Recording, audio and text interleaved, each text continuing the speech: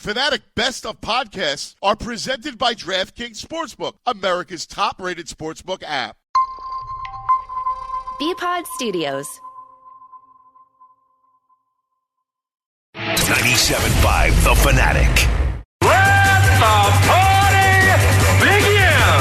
The show starts now. Did someone say party? Check it out now. The 100th edition of the Junkie Cage Show kicks off on 97.5 The Fanatic with Bob and Jamie and Pat and the coach and Mike directing on Twitch.tv and YouTube, and Connor answering your phone calls. I just saw Connor as he's just walking by there. And Bradford White Water Heaters takes care of business for you. Bradford White is here for the pro. How's that Bradford White water heater going for you? Installed and beautiful, Jamie? Yeah. Excuse me. Frog in my throat. It was nice to take a hot shower again this morning. Took a nice hot shower. My routine is back. Stink today. Thanks. You're welcome. With the room. I mean, yesterday Ricky called it out, by the way. He said Jamie smelled? I had two emailers say, is it Jamie that... Because remember when Ricky came in and said all the food smelled? Like he said there's a smell in this room from all that food these guys are bringing in. That I had two emailers say, you sure it wasn't Jamie without the... Well, I can't rule it out, but I was showering. Now you had a nice one. Yeah. Now you had a nice one. Thanks, you smelled delightful. Is that Swagger this morning? From it is Old Spice. Yeah. Swagger? Yeah, I think so. The red one? Yeah. Oh, Swagger's the best. Yeah. The best, I'm an Jerry. Old Spice man. The best, Jerry, the best. We have Egan playing a little hurt. He had his second shot yesterday, so now we have everybody on the show, I believe, except Mikey, I think, or maybe Mikey's getting that done too. So we're getting it all done here. We're getting all together, and we appreciate you being a part of the show. So where do we begin today? We begin with a journey to 16 wins, and it all begins on Sunday. And it seems as if it's taken a really long time to get here. We've done 100 of these, and looking back at it, it has been a glorious run to the top seed. And I was trying to find the bumps in the road yesterday. Where was it that we potentially had some doubts? This team was so efficient. Except for those 3 West Coast losses on that one trip, this team was a really well-oiled machine. There were some high moments, but more consistency of performance. And we'll have Doc Rivers joining us later on in the show, 9 a.m. Make sure you're here for it. Now, a lot of credit for that goes to Doc. I think a lot of the credit goes to an MVP candidate in Joel Embiid and a Defensive Player of the Year candidate in Ben Simmons. So many individual success stories have come together. But the one overriding thing for me is that like our friends at Window Nation say, there are big windows available for you. And this team's window is just opening. Today, we open the window. This is the window of opportunity to win championships for the Sixers organization. It wasn't legit last year. With a banged-up Ben Simmons, it wasn't legit. We are opening the championship window now as we enter into the 2021 playoffs. I'm looking at the roster. I'm looking at the salary cap. I'm thinking about how things go and the contracts. I see a window opportunity in 22, 23, 24, and even 25. This is a beginning of what could be a golden era of Sixers basketball. But can you get 16 this year? Buckle up.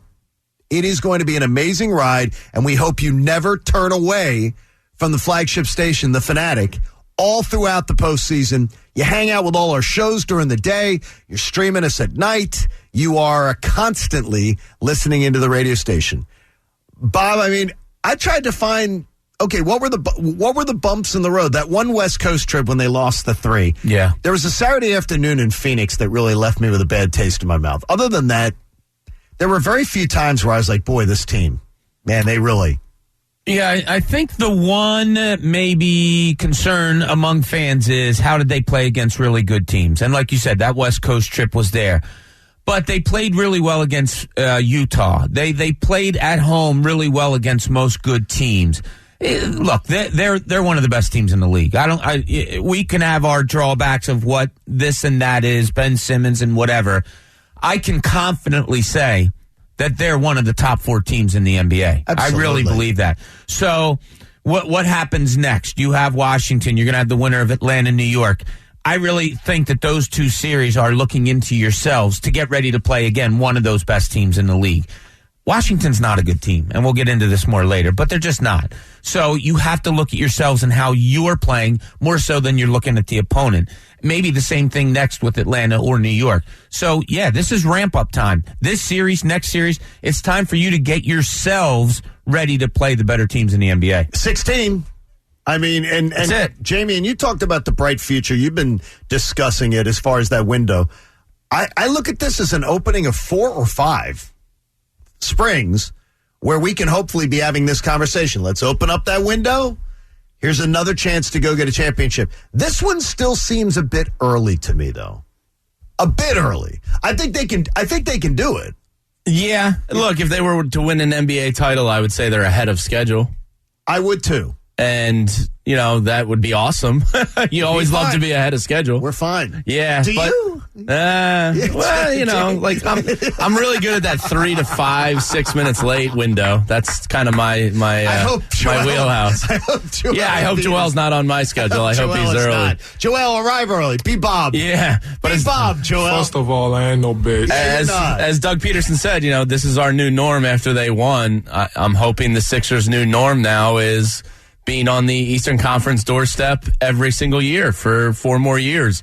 It's going to be a lot of fun. And Joel Embiid, as long as he stays healthy, there's no reason this shouldn't be that. It really shouldn't be. He's that special. Pat, how excited are you? And thanks for playing hurt a little bit. How excited are you for Sunday afternoon, 1 o'clock? I mean, it's finally getting here. We've been waiting for this for a couple months. Yeah, it kind of felt like a coronation. Like Yes. the whole regular season was kind of leading towards up to this point with the offseason that they had with getting Doc Rivers and then getting Daryl Morey and then locking up the number 1 seed. It got to the point where late in May it was a foregone conclusion it would happen. So, I'm pumped. It was a foregone conclusion before the year, Bob. CBS, Bleacher Report, ESPN, NBC Sports. I went back yesterday and was looking at the projections for the Sixers. The projections averaged out in the Eastern Conference for the Sixers to be 3.8. So it actually means the experts were saying they were going to be the 4 seed. Yeah, that sounds about right from what people were saying. 3 and 4 was seemed to be where everybody was tagging them. I mean, the 1 seed, we act like it was like this team met expectations sometimes when I hear people talk about, well, this team met expectations being a 1 seed. Not at all. They exceeded. They absolutely exceeded expectations. Yeah, I looking back, obviously we all thought Brooklyn was the team to beat. Okay, who were the teams that they had them projected behind? And Milwaukee. I'm surprised that there's one more. Yeah. And they are Boston. Yeah. Yep. Yeah. Boston. The Boston was consistently ahead of the Sixers in people's projections. Because the Mickey Mouse bubble, you know, Tatum was great and the Sixers were terrible. So it's like a recency bias thing. Sixers and Boston were jockeyed with people. Yeah. But Milwaukee and the Nets were clearly ahead of the Sixers, and it was just people went Milwaukee or they went Nets. Milwaukee, Nets, and then the Sixers were a 3 or a 4. So to me, I think we need to celebrate a little bit of that. This isn't over. This team is already, now regular season, take it for what it's worth. This team's already overachieved. Well, it's funny because look at the other teams and how do they view their regular season. So Brooklyn will just say, we are what we are. That's okay. We're fine. And they played that way. They had injuries. The big three didn't really play together all that much. So they're okay with it. If I'm Milwaukee, I'm happy that nobody's really looking at me because they've kind of been understated all year long, right? Nobody's really talked about Milwaukee. No. And I think they're really good and they're playing really good basketball right now. So they're probably happy where they are as a team, how they're playing. I bet you they're not happy being a 3 seed. I wouldn't want to be that. I'd much rather have home court all throughout. And I think the Sixers match up really well with them. So, they have to be a little bit, those two teams, although I think Brooklyn maybe a little less, but they can't be happy where they're seated. I wouldn't want to know that I'm looking at to get to the finals. I've got to go Heat. I have to go Nets. That's brutal. I have to go Sixers potentially. That's rough. I don't think this team wasn't able to do it with the 1 seed, Jamie. Yeah. When they had the 1 seed, they weren't able to do it. They certainly have earned their lumps, so that does scare me that they're kind of primed and know what it takes. But having to go through the team with the best home court record in the entire NBA as the final boss to get to the NBA Finals, that's not a fun predicament to be in. Who do you want to face in the Eastern Conference Finals should they get there, Pat? And we believe they will get there. Who do you want to face as far as, if I'm saying to you, do you want to play in the Finals, Pat? If you want to play in the Finals, who's the team you want there? Brooklyn. Yeah, they just look. They have a big three, but after that, they have no bench. And if this team can play defense the way that they normally can in a 7-game series, they're going to frustrate the hell out of Brooklyn, and they're going to get them in foul trouble. I like that matchup. I love your swagger this morning. I like that matchup more than Milwaukee because I think Milwaukee is more of a complete team. Bob? Pat makes a really good point. Thank you, Pat, Bob. You do, You're but welcome. I'm shocked that came out of your mouth because they're the one that to me makes me doubt the most that if it happens that they would get you there. can't get past them. Because I've seen Milwaukee for 2 years in a row find ways to lose. And hearing Giannis on ESPN overnight, he's about as inspiring as a glass of milk. I mean, and Brad Stevens, too, is another one. There is Giannis is like, how can you tell us it's going to be different this year? No, it might be the same as last year. I'm like, what the hell? How do you go into a locker room and stand behind that guy, other than his talent? And he's like, well, it might be just like last year. You mean another underachieving performance? Yeah, I hear you with that, but I'll get on the court with him any day of the week. No, behind his talent. You're right. Anyway, yeah. You're exactly right. I struggle with this. I think Milwaukee may be the most complete team in the Eastern Conference. I think the Sixers match up really well with Milwaukee. Pat makes a great point about their depth and complete team. If the Sixers are to beat Milwaukee, there's two things that have to happen. One, the defense has to be really good on Giannis, which I think they're capable of doing. But their second unit has to match Milwaukee's second unit. Brooklyn's going to be whatever those three guys are. And that sounds obvious, but it's not because they've only played 7 games together. So I think we're going to find out about Brooklyn during the playoff run to see exactly what those guys are. And it could be scary. Yeah, I'd rather face Milwaukee. I do think they what have. If Miami got through? Then I'd love to. Any theory that could happen? Well, according to Jimmy Butler, he's incredibly dialed in right now. Yeah, that's what he said. And he's flexing on Instagram yesterday. And he's working really hard. Yeah, he had his veins popping and everything. Jimmy's working really hard. I think Milwaukee could be the best team in the East, but I'd rather face them than Brooklyn. So if I held a ticket on Miami today, if I had one of those tickets, what would I do with it then with your advice? I would probably put it on PropSwap because it's America's marketplace to buy and sell sports bets. I have a Joel Embiid MVP ticket and a Ben Simmons Defensive Player of the Year ticket I'm thinking about posting on there. Yeah. I would get rid of one of them. Well, Ben Simmons, I think, is the one. If I had to lose, I think Embiid might have a shot here. But that's the beauty of PropSwap. Just throw it up there. That is the beauty of PropSwap. By the way, Jersey math. And I'm not talking about the kind of math they teach in Pennsauken. I'm talking about Sixers Jersey math. Your opportunity to win tickets to the Sixers' second playoff game this year. It'll be Wednesday night because, if they play Sunday, they most certainly need 2 days off. It's really so grueling. You got to work in those 2 days off. It'll be Wednesday night, 6:45. Be tuned in. I want the playoffs to go like 6 months, so I'm cool with 2 days off. It's so freaking ridiculous. I want to be watching playoff basketball in late July. And by the way, you know what they'll be doing in the next round? Playing every other night. Yeah, probably. So in the least consequential round, you give them 2 days off numerous times. You give them 1 day off in the rounds that are against the best teams that mean better. Makes no sense to me. I know why it's done because of the TV markets. Because they have more teams. They have more TV games, markets. Yeah. Well, they have more TV markets too to be able to try to plug in there. So Jersey math comes up today. You want to go to the Sixers' second home playoff game? You'd be listening at 6:45 today, so you can do that. If you've been having trouble refinancing because of insufficient income or too much debt, Scott Capital Group has a new refi program allowing just about anyone to qualify. Get approved today at scgloans.com. Phillies.com, so you can get that in there. So I waited to get into the Phillies and the Marlins. Vinny had numbness in a finger. His index finger, yeah. I'm just going to do the Ricky Batalico thing. And that's exactly what Ricky did when they found it. Did you see the video of Ricky when they told, when Michael Barkan got the news? They're live on the air. Mm-hmm. Michael Barkan gets the news that Vinny's not starting, and they are live on camera.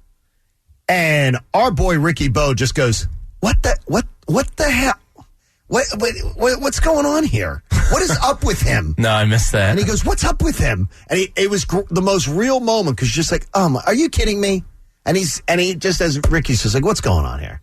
David Hale starts, don't excite you? I was admired, but I admired. That's a tough spot for him. I admired David Hale coming in and knowing he's starting for 12 minutes. Yeah. I mean, that's pretty impressive. I would assume numbness in the finger would have to be a nerve type issue, but which is scary. He's touching his forearm, and then he's touching his shoulder on the video, and then they say it's numbness in a finger.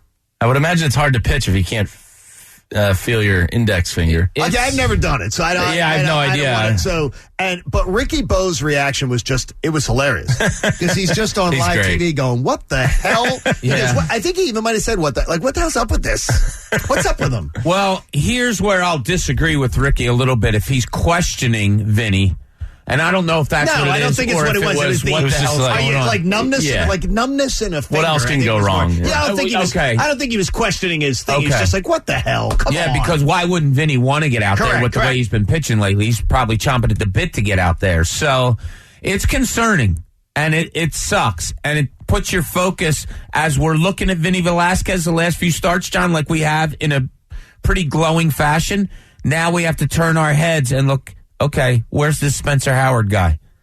That's where it directly goes to me. If Vinny has some trouble there, and it seems more than if he's looking at shoulder and forearm and all that like stuff. this. On the video, he touches here, and then he's going to be out for a little bit. I was not reading lips, but just reading body language, and I think he was saying, I think he was saying nothing's wrong here, and then he touches the forearm. Yeah. He's showing the trainer his forearm and talking about his finger. And the trainer looks at his forearm. So I think it's something. I thought of Pat immediately, because I'm saying, okay, Pat, it's showtime. It's showtime for Spencer Howard, right? It's my first thought was I knew paging Spencer Howard. How fast can he get here? Right. And also, too, it's showtime for the Phillies to take the freaking training wheels off. Well, and I have no faith that they'll do that. I mean, they sent him down to AAA to stretch his arm out, and then they had him go 50 pitches. In his second or third game down there, it makes no sense. I mean, the wussification of this organization is just they lead the league in it. You think they're so scared of? They're terrified. They're terrified of, a guy getting injured and ruining a prospect to the point where I think they put their prospects in a tough spot. Like, take the damn kid gloves off, bring the guy up. If Vincent Velasquez misses one start and I have to watch David Hale start again, another bullpen game, then I got to tell you. Get Matt Moore, maybe. Jeez, that's good. And then Ricky followed it up with Matt Moore's in the game, but I didn't need to tell you that. Yeah. Hey, really nice pickoff move. That was a good play. Found a positive, huh? I am. You're really. You had to dig far there. So the Phillies again, and the bad thing, if they don't have that dramatic eighth inning the other night, they get swept by the Marlins. Oh God. Death taxes and because they were Tuesday and Wednesday. They weren't really. I don't believe, even though the games were tight, they weren't in either game. That was a game. Last night I turned it off and put it on the Alexa. I did not. It was terrible. Yeah, I threw on Call of Duty last night. How was that?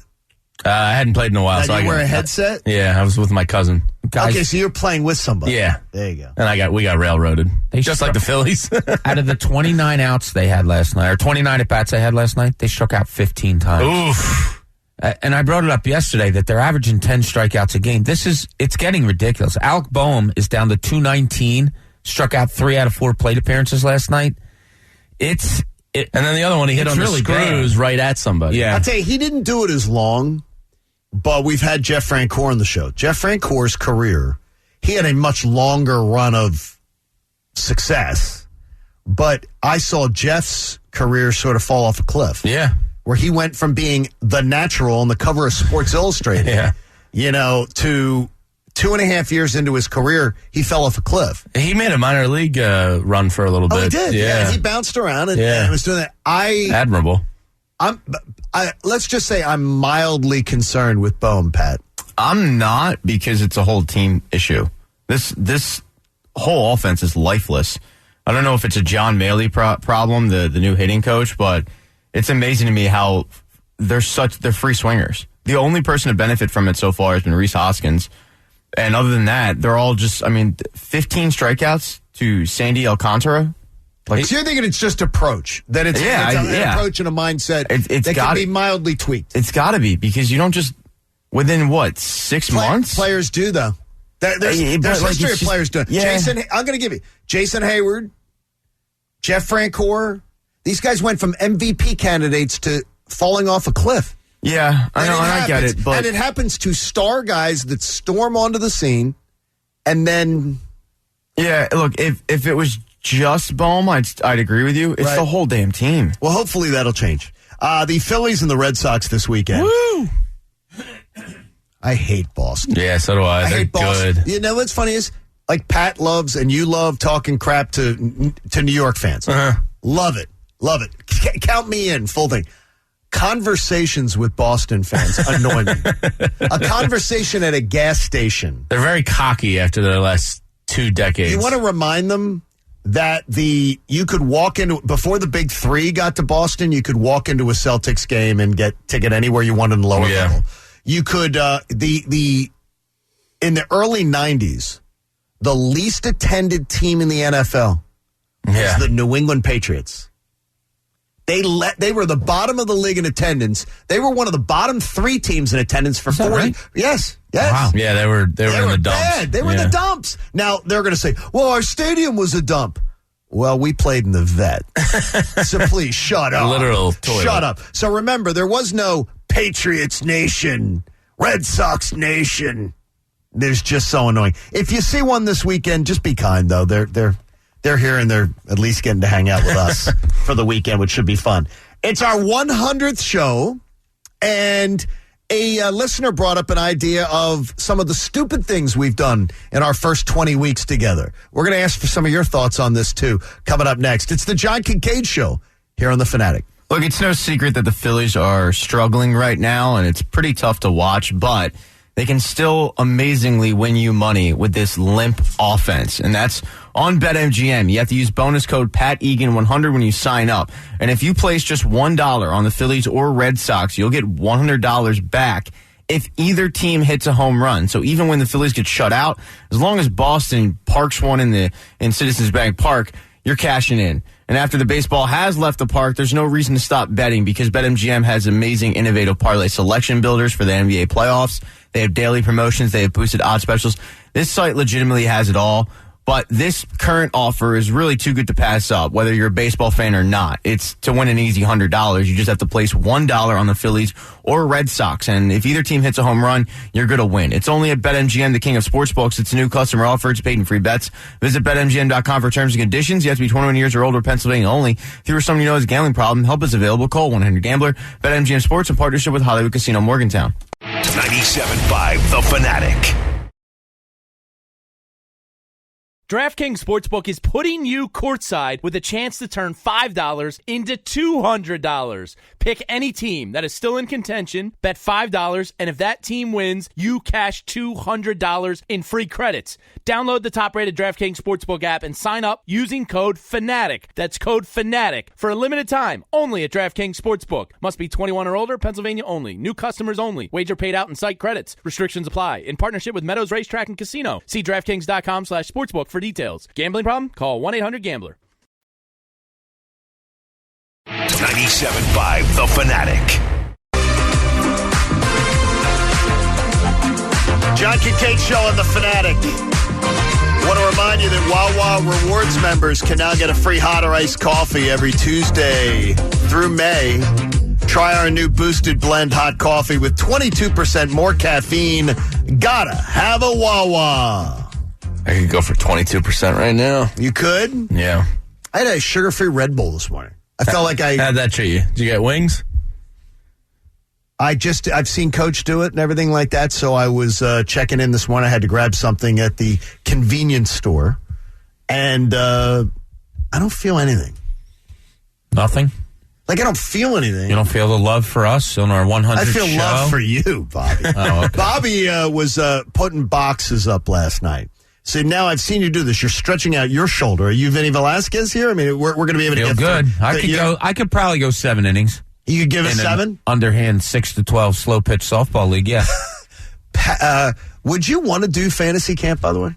I Yes. would have wanted to. You'd want to. Oh, yeah. You wouldn't now? I spit it out, Bob. So I It's not a complicated question. I always prided myself on being a decent athlete, and I still think I'm a decent athlete. But at my age, You don't wanna I don't suck. want to go embarrass myself. Well, Yeah. plus 2 is the problem is I know a few people who've done this in the past few years, is that you get guys that are good athletes, and then you get the 30-year-olds are showing up to play at fantasy camp with you.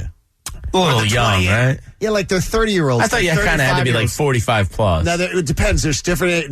They will have a seniors. They have a seniors edition. Oh, they do. Well, yeah, but they got to be 60. I'm not there. Yeah, exactly. Yeah. So you can't do that one. Pat, would you want to do Oh, it? hell no. Absolutely wanna- not. What? No. You really wouldn't want to go through the experience of it? No. I think it'd be fun as hell. Oh, No, so you've I- never? I've had a couple of buddies that have done it. I'd completely have? embarrass Oh yeah, myself. yeah. It's My very friends expensive, John isn't and it? Lenny went down. Yeah, It's not cheap. It's not cheap, but they get the full uni. and full you get- uniforms, and these guys were good baseball players. Like Oh, okay. good baseball players. When did they do it, though? It was about God, it had to be like 15 years ago. like 40. they were like, yeah. Okay. They loved it. Loved it. Well, you like came home with, I mean, they had, their hands were cut up. Like, it was serious. Oh, no. But they like hang out and drink beers at night with all the players Oh, yeah. and like go to dinner. Like it's supposed to be a blast. It was a blast, yeah. By the way, Ask Me Anything comes your way this morning at 8:10 a.m. Oh boy. You can still get some questions in on our 100th show. I believe Ask Me Anything comes your way today. 3 inches. It got up yesterday. By the way, Doc Rivers, You're lucky. 9 o'clock today. We talked to Doc, and Doc's going to talk a lot during this interview. And then we have Jersey math coming your way at 6:45. That does not mean the math that Bob Cooney's kids had in school. This is Jersey math of the 76ers that can get you to game 2 of the Eastern Conference semifinals. How about that one for you? So you can do that. That works. Or quarters. So are you good at knowing guys' jersey numbers now?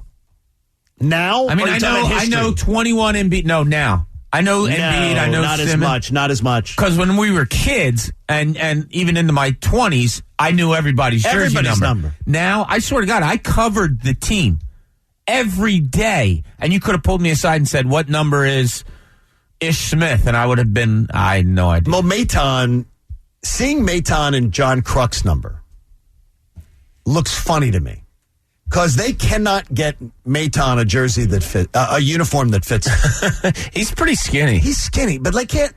You mean to tell me a major league club can't get the guy in a uniform that fits him? Yeah, I would think they have a tailor on hand if needed, right? Seriously. He might want it that way. They do. That's what they do when they come pajama up. look? Yeah. So being a good friend of the Equipment world. manager with the Sixers, yeah, they get their measurements and the players put down how they want their jerseys, what size they want. They know. So that's the way he wants it. Because it's I would love to see the company that comes up with is there anyone that can make a absolute uniform where to order to get large or extra large? Because I will get a large shirt from somebody else. It's perfectly fine. Yeah. Fits perfectly. I'll get a large shirt and it doesn't feel right. It feels tight. I'll get it. So then I'll say, oh, well, you got to get an extra large shirt. And then the extra large shirt's like a blouse. I struggle with this all the time. There's no consistency There's no inside. uniformity to it. Pants are the worst. Bob says he wears extra large. all the time. I don't You can check understand it. I'm mostly an extra large, but again, sometimes under here. I have to go double XL because the extra large. I'm like 2/3 XL, 1/3 large. But like some extra large sizes from some manufacturers, it doesn't, like, it's not the same. No. I would think extra large is extra large. You would think. Or large is large. Yeah. It's not, though. Like Nike golf shirts, extra large, run bigger than Under Armour Much golf bigger. shirts. Much bigger. You know, so, yeah, it's funny. You know what I always hated? Why don't you go odd numbers on the waist sizes on pants? You can get 32, 34, 36, whatever. There's never 33, 35. My whole life, I've been a 33 or a 35, and I can't get them. That's that's a good point. I do know the answer to this one. Really? From a haberdasher. I don't know any haberdashers. A haberdasher once I do told not. me. Yeah. A haberdasher once told me it's because of production that they pick the most common sizes and then they can be brought up or brought down. Not brought, like some of them can be brought up a little bit. Most of them can be brought down.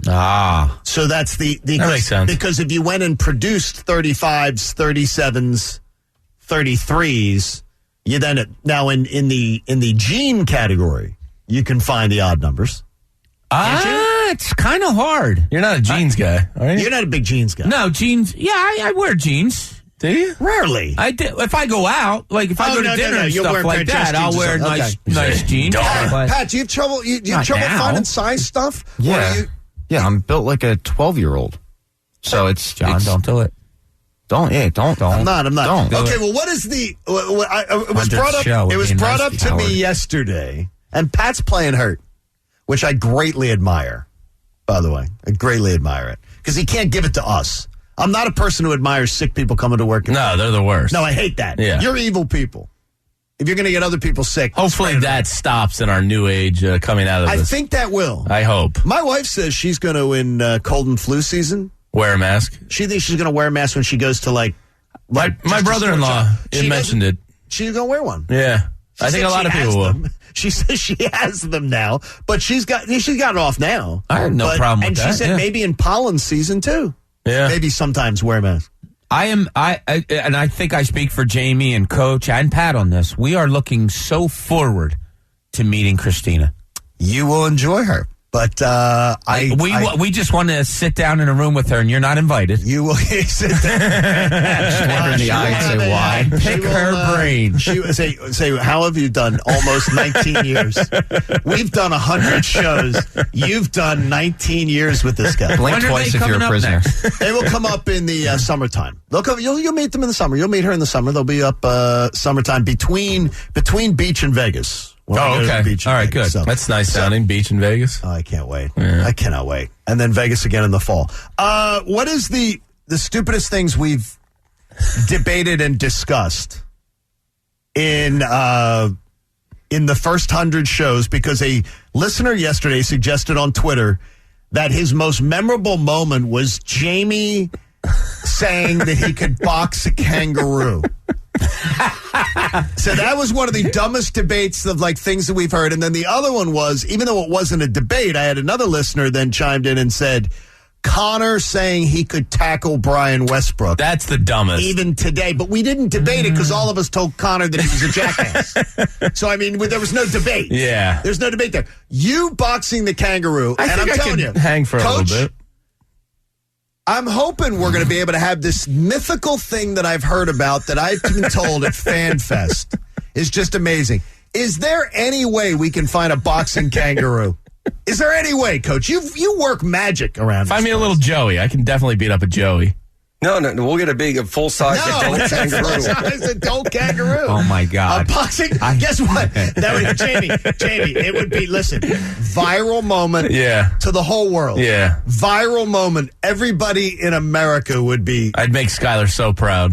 You'd be number one on Sports No, you'd Center. be the number one. You'd make Sports Center's not so top 10. I'm just predicting. Not so top 10. I made a mock boxing poster you can find on our Instagram account. Just search John Kincaid Show. There you go. It's Jamie the Delusional One Lynch versus Joey the Uruguayan Nightmare Kangaroo. So That is. all Jamie has to do is sign the papers and stop ducking them. That may be. Stop ducking him. Jamie, because the kangaroo keeps calling him out, right? Yeah, kangaroo wants those hands. And just wanting. That is one. Can you think of any others? Stupid stuff, like or- the stupid debates or anything we've debated. Obviously, I would say there have been plenty of debates.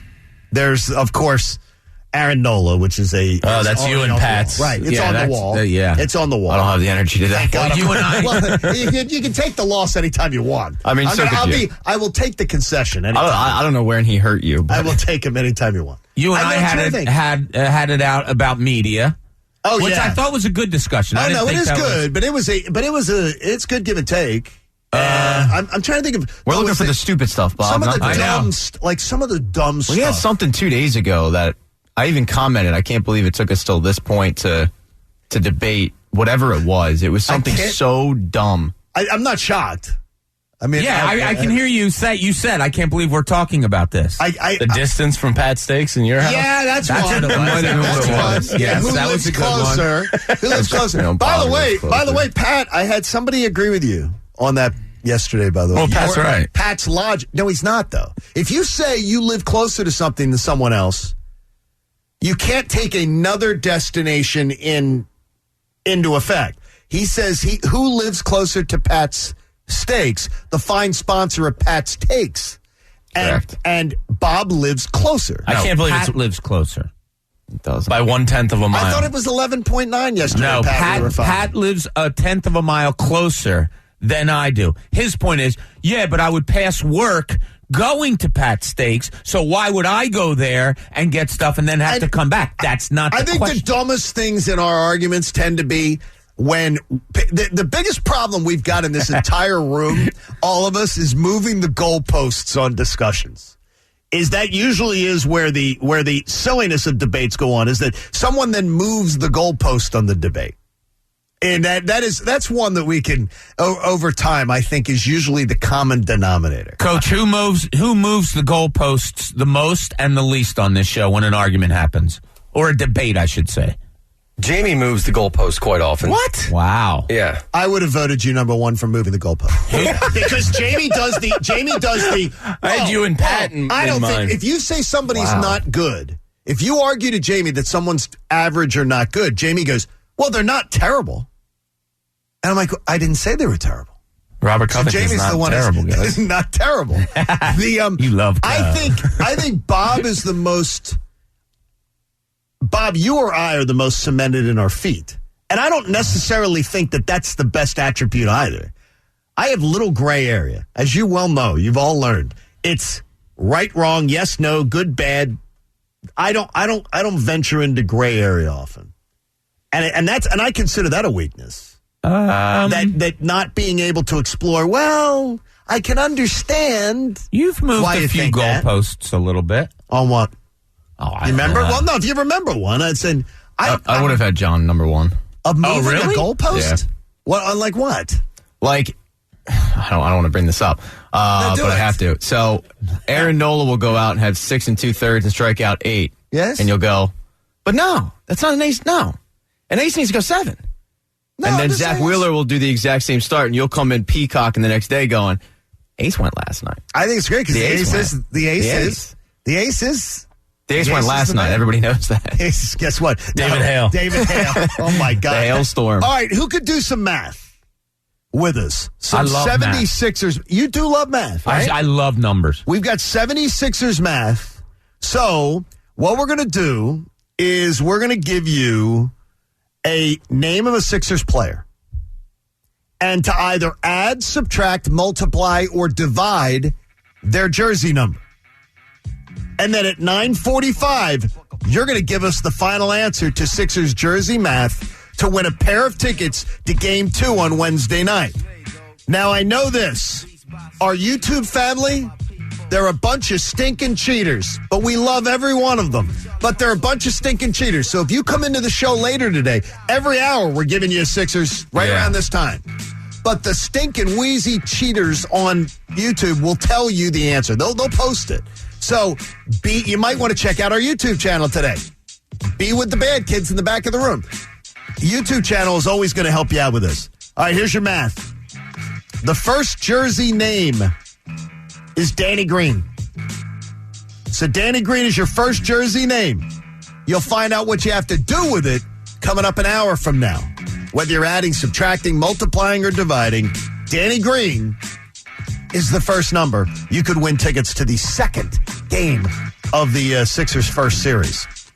All right, in the linchpin today, as we get started, there's something going on at the link that Jamie's not too happy with. This is the linchpin. Yeah, and this linchpin's brought to you by PropSwap, America's marketplace to buy and sell sports bets. So I was recently down on 95, and I drove past Lincoln Financial Field and the Wells Fargo and Citizens Bank, and I always love driving by the stadiums. And then I looked at the link, and I was like, oh, solar panels, scanning the stadium. Carson Wentz is still on the side of the building. Now Unbelievable. It's not number. You know how they do it. It's kind of like those vague player shadow silhouette things, but you can tell who they are. Carson Wentz is on the side of the building. Get him off. Get that stank out of here. What is it? We've removed this. What are you doing? Why are you dragging your feet? It should have been down the day after the trade. What are you doing? It's ridiculous that it's still up there. Jalen Hurts has to drive into that parking lot and see that? Well, I don't want Jalen Hurts on the side of the building either. No, God, no. Brandon Graham? Yeah, I think BG would be a great one. I think Brandon Graham has to be the guy. Kelsey? He might actually be could. up there. But those two would be great. They'd be great. Get Carson Wentz off the damn building. Like 2 weeks ago. What could be the reasoning here? I don't know. I mean, is it pandemic that you can't get workers out there to get it done? I don't think that's it. It amazes me. For a professional organization, like you don't want to be the organization that is shown on TV, Channel 6, scraping the poster down the day after he's traded. I understand that. Sure. But like 2 nights later when nobody's around, do it in the middle of the night. You could have had 100 guys in South Philadelphia, free labor to take down the day after. I mean, the stank was terrible. 3 months. So we just talked about idiotic debates. I think this is up there. You're an idiot. What do you mean? He's on the side of the building. He's been gone for 3 months. What are you talking about? I think this is such manufactured anger. I mean, no, it's not anger. It's just stupid. Look at you. You're getting animated. You're angry. Because you're stupid. Just own I'm it. not angry. This team has no Calmer defense. than you I are. could not care less about the side of a building in May. Wait a minute. It's weird. I don't. It's been 3 months, I Pat. don't He's care. gone. Yes. Keep them up. I don't know. They don't have a secondary. I have bigger issues with this team than what's on the side of a building. No, Pat, it starts on the side of the building. Yeah. And you guys are dumb. Then you go to the line and the secondary. It's the side of the building. guys are first. It's ridiculous You're an ass. that they haven't gotten this. Shut up, Egan. That they haven't gotten this correct. Shut my mic off now. Go back to being sick. Yes, go back to being sick. Sure. Really. I mean, it's just, I'm not angry about it, but I but drove it's by and I was stupid. going, what the hell are you doing? It's a How do you not professional have it organization. And guess what? Again, I agree with Bob. You don't want to have it be Sure.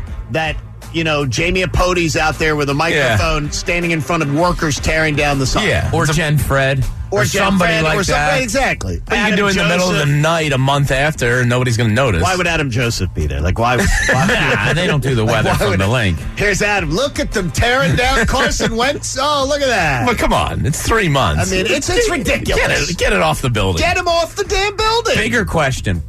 Has Howie Roseman taken down the poster in his office? I would of have Carson to Wentz? think, yes. Better have. Yeah. First of all, that's Howie odd. Roseman doesn't know what he's doing.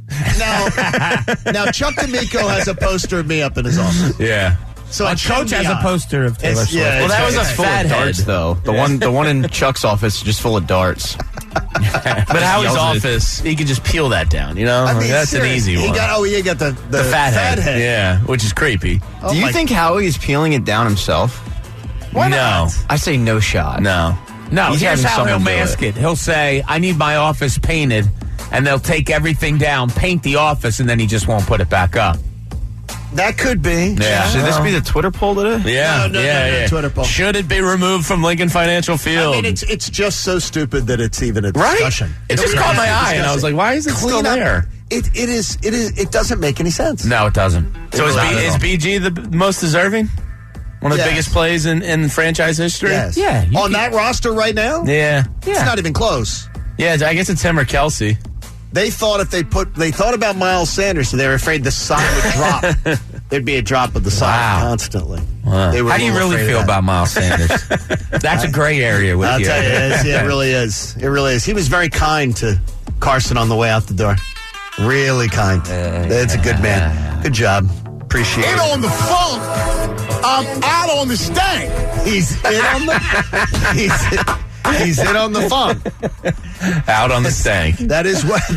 Makes a lot of sense if you think about it. It does. He wants it out of there. That means Anthony's chiming in here. Carson on the side of the building is the stank. It's not Wants funky it out anymore. Of here. It's funky after maybe 2 weeks, 3 months. Now it's stank. Oh my gosh! By the way, if I told you that Burgervana is opening on May, just opened up on May the 10th. You have my attention. And Burgervana is up at the beautiful Parks Casino. Burgervana. And did you know you can build your own or pick a chef-inspired creation alongside a handmade milkshake? Ooh. Sidewinder fries or crispy onion rings? Ooh. Chili dogs, chili cheese dogs? Hey now. What if I told you that Burgervana is coming to bring us food this morning? Oh, hell yeah. Oh, you kidding me? Yes. We're having catered food, and if you got to check out Burgervana, you got to check out the newest restaurant, and there are so many great spots at the Parks Casino, which we appreciate Parks Casino for being a part of it. They sponsor our 7 o'clock It's a great name. sports book, Burgervana. Yeah. I'll buy that. If I see a Burgervana, I'm stopping and getting something to eat. Well, and you can go, you know what's great is? That's just I could go right off the blackjack, right out of a blackjack table, go get Burgervana, and then go right back to the blackjack table, which is really nice. That's a winning situation. Pretend that I'm Who going doesn't to the like a bathroom. good boner? A burger. What? What was that? A burger. I'm excited. That's all. Pat is a little excited.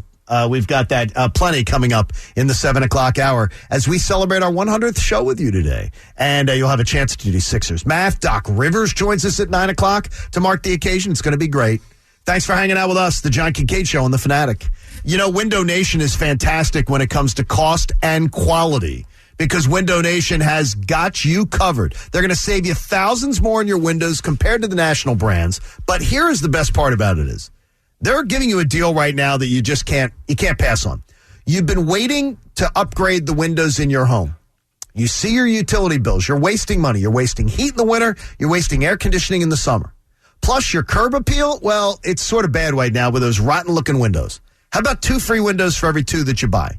Plus, put no money down, make no payments, and pay no interest for 2 years, 24 months. So, you got a house with 20 windows, you're only paying for 10. It's a pretty good deal. Buy 2, get 2. No money down, no payments, no interest for 24 months. Do your window shopping online at windownation.com. But call today to 866-90-NATION. They may get itchy, and they may take this thing away from you, so you got to call today, 866-90-NATION. Visit Window Nation, the perfect fit. 97.5 The Fanatic.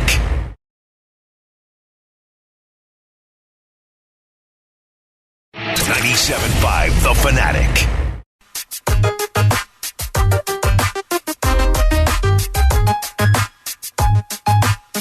It's the second time today. Maybe it's that damn Red Bull that I had. It's got me all fired up with wings. Here it is.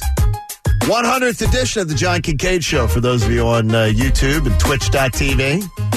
We appreciate you being a part of the show, the John Kincaid Show here on The Fanatic. And our 7 o'clock hour is brought to you by my sportsbook app of choice, the Parks Casino Sportsbook app. Download it at parkscasino.com/PA and use the promo code FANATIC. And just a little heads up for you, Jamie, because you got a week to prepare. Yeah. Next Friday is National Hamburger Day. Oh, and it's Friday of Memorial Day. Yes, at Burgervana. You get free. You think you're excited? Feel these nipples. You get free fries or onion rings with any burger purchase on National Hamburger Day or International Hamburger Day. It's a good day next Friday. Okay, wait. What's International Hamburger Day? The whole world celebrates it. I mean, does everyone do hamburgers? Yeah. Yeah. The whole world does hamburgers? I mean, I don't know about India because the cow is sacred over there, but pretty much everybody else. Pretty big in Bratislava. I mean, I can speak to I don't know about India. The Netherlands, England, Spain, France, Australia.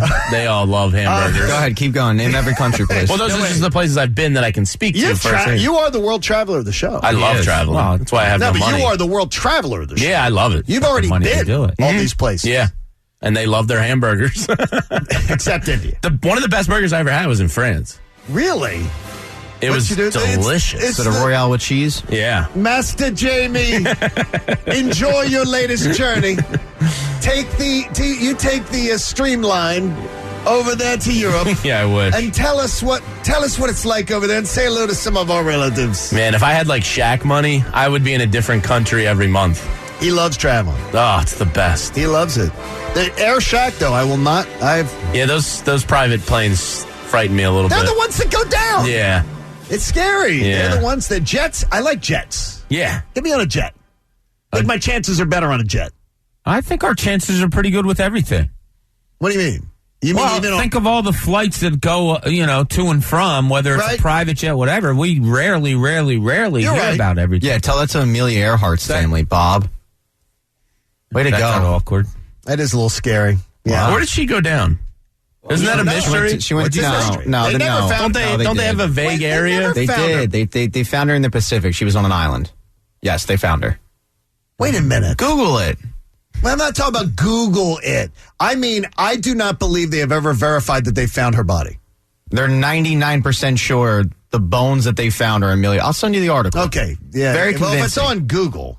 I mean, it's on the internet. Yeah, John. I mean, where else? It's on the internet. It's got really? Be true. We're going to poo-poo Google now? It's got to be true. Jagaloons will poo-poo I can't Google. believe I've never heard that they found Amelia Earhart. So because you've never heard of it, it didn't happen? I never heard Shame. of it. It's amazing. Did some pilots go on 60 Minutes during sweeps? Oh, here we go. And say Here that we they go. saw Amelia Earhart's wreckage? By the way, it was a really good story. If you haven't seen that, we talked about that this week. Check it out. Hey, Nick Sirianni is working overtime to make personal connections with his players.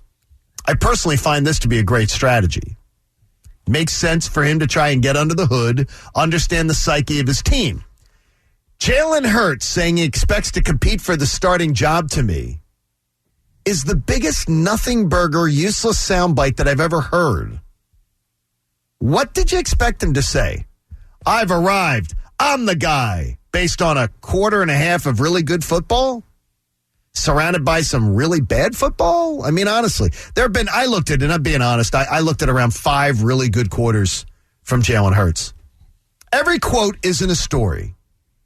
Every cliche dropped isn't an answer to a real question worth solving. Now more than ever, we need to grasp that this team will make a lot of news off the field. And in truth of it, it's probably going to matter very, very little what they're saying. It's what they do that ends up being this. I couldn't believe this is like, Jalen Hurts, man, did you see that? Jalen Hurts said he expects to compete for the job. That's because Jalen Hurts has probably watched his tape from last year. And I don't think anybody would be pounding their chest saying, I've arrived.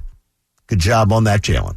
That's where we begin the 7 o'clock hour with Bob and Jamie and Pat and Coach and Mike directing the broadcast on YouTube and Twitch.tv. You can call in and check out what Connor has to say at 610-632-0975 here on the John Kincaid Show on The Fanatic. I couldn't believe, boy, people were just running with this. It's like, isn't that amazing? Jalen Hurts says, no, I'm expect to compete for the job. Joe Flacco is the backup quarterback. I mean, seriously, what are you going to do? Go, no, that guy's a stiff. I mean, he's not going to say he's arrived. He saw his own performance. Yeah.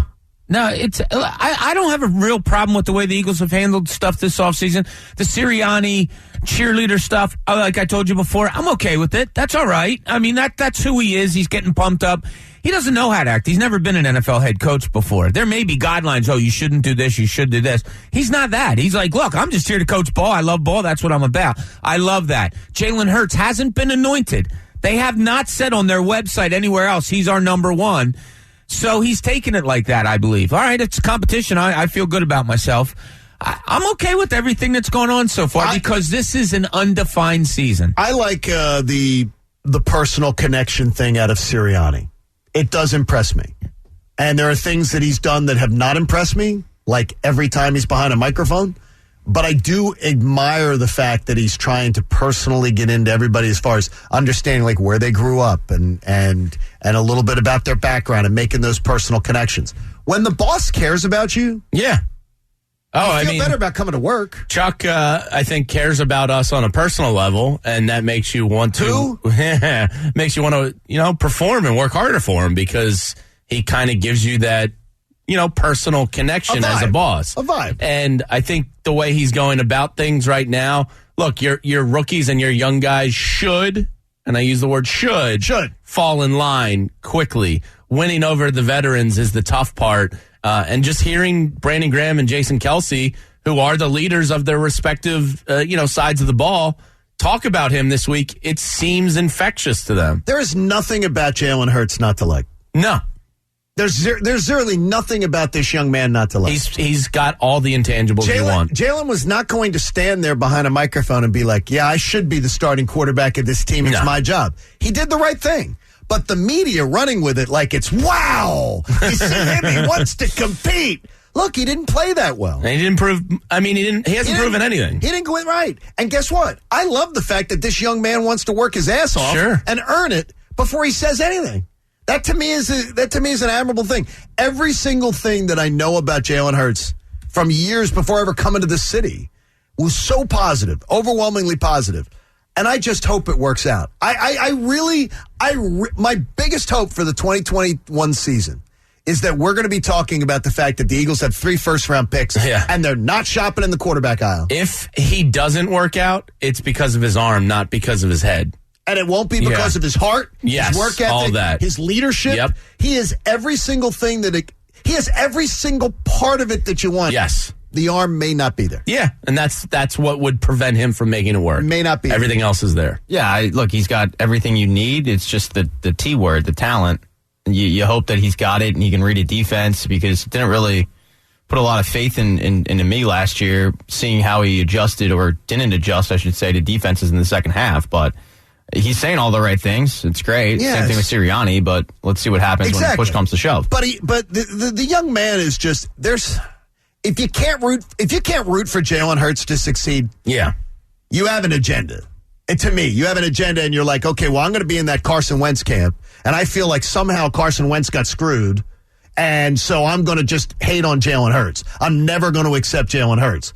Jalen Hurts is bringing every single intangible, and it's very, very clear from every single thing that you hear, read, write, listen to. He brings all the intangibles to the table that I believe Wentz did not display. Well, and that's the first thing he has to show off, right? So he's thrown into the fire last year. Here's your start. Show us what you have. In a disaster season. In a disastrous season, and without knowledge of who he really is, right? So we as a fan base, we didn't know who Jalen Hurts really was, except for his play at Oklahoma and Alabama before that. We just knew that he was a second-round pick, and we were stunned that they took him in the second round. Well, now we get the back feed of who is he before he actually steps on the field. A+ to Jalen Hurts so far. Absolutely. A+. And I think him and Nick are a good match because they both have a lot to prove. And I think the best ball Hurts throws is the wheel routes and the quick hitters, like the boom. Like that's what Sirianni wants. He's going to throw to the running backs and tight ends and slot a lot. So if Jalen Hurts can perfect that, they have a chance to work together. Frank Reich, in his tenure in Indianapolis, so under that offense, the in top 3 in the NFL in short, the passing game being 6 yards or less. Quick hits. So that would work. And that's what Jalen does well. I think it plays well to his strengths. Yeah, so they can grow together. It's a good opportunity for both of them. Whether it's next day delivery or getting involved in your local community, Napa goes above and beyond to serve you because their motor never quits. That's Napa know-how. Want to remind you that around an hour from now, it's Ask Us Anything that is coming up on the show. You do not want to miss that. And we will have more Sixers jersey math. Coach joins us. Now, Jamie, you put it as our personal friend or your personal friend? My good friend, Glenn. I call him Glenn. You guys might call him Doc. Because we don't know him as well. Yeah, we've talked twice now, so we're basically best friends. So Doc Rivers joins us at 9 o'clock today, which is going to be great. He's a great interview. He's fun. He is. I look forward to hearing him talk. It'll be a lot of fun. There's no BS to Doc. It's one of the things that drew me to him when I first talked to him 10 years ago or whatever. There's just no BS. It's here it is. Here's what I think. This is what I'm going to do. And you don't have to look for hidden meanings because he puts it all right out there. Mm-hmm. Again, just one last thing on the Jalen Hurts thing. Can you imagine if next year we're getting ready for the draft and we're talking about 3 first-round picks and they say, and Jalen Hurts had a breakout year? Yeah. He looked like Justin Herbert. It totally takes, even if the ceiling's not that high. No, I know. It'd be great. It would be such an amazing story. That's how you rebuild. Then you'd be saying, okay, this rebuild is jacked up, man. Yeah. This is rebuild on steroids. Every Eagles fan should want Jalen Hurts to succeed because if he succeeds, the franchise is all of a sudden in a good place. I would like that. So this just popped into my head. He succeeds, and next year you're using the 3 drafts for other things. Right. Do you then say, wow, they knew Carson Wentz, something was up, and that's why they took him in the second round? Are we convinced of that? Yes. Finally? No, I'm convinced 100%. You're convinced now. That they knew. But the thing is, though, why did you give him the contract? Exactly. If that's the Right. case. That's the million-dollar question. That is subject Yeah. of ridicule there. Did you hear the Salchunas discussion yesterday? Andrew doing a fine job in his for Ant, as he was the opener yesterday. He was David Hale. For Anthony. You didn't know, and he walked in, he did a great job with it. Mike Missinelli had me rolling yesterday. And he was laughing so hard at the fact that Andrew Salchunas was talking about the fact is you should be able to bring your personal speaker and play music at the driving range. No. You should be able to play music on the golf course. Now, Mike is totally anti-music on the golf course. I say if it cannot be heard past your little foursome, that's fine. Yeah, they sell the magnetic speakers now that go on the golf cart pole. I've played... But if anyone else can hear no, then it's a violation. Should be turned off. Yeah, you keep it at a moderate level, and it's fine. Bob's saying it's not that important. To me, it's like and the thing is, I had to finally, I've called twice this radio station.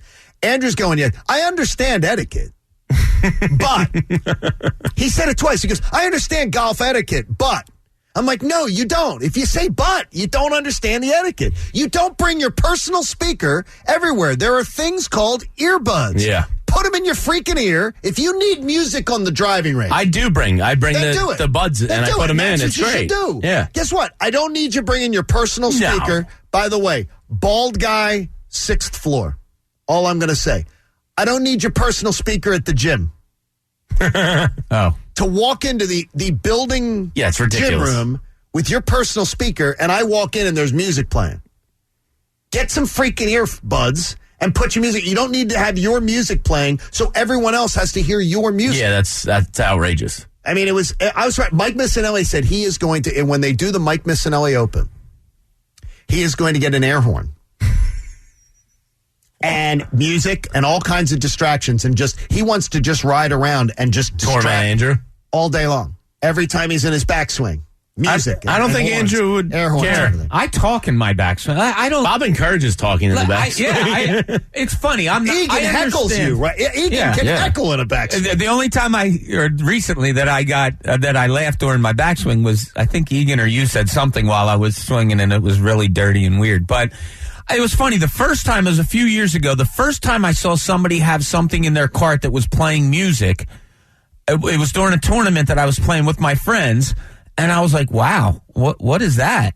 And I thought it was weird for about 10 minutes, and then I was like, okay, it's a sport.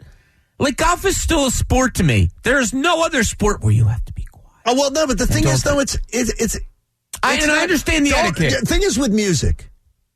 I don't want to hear your music.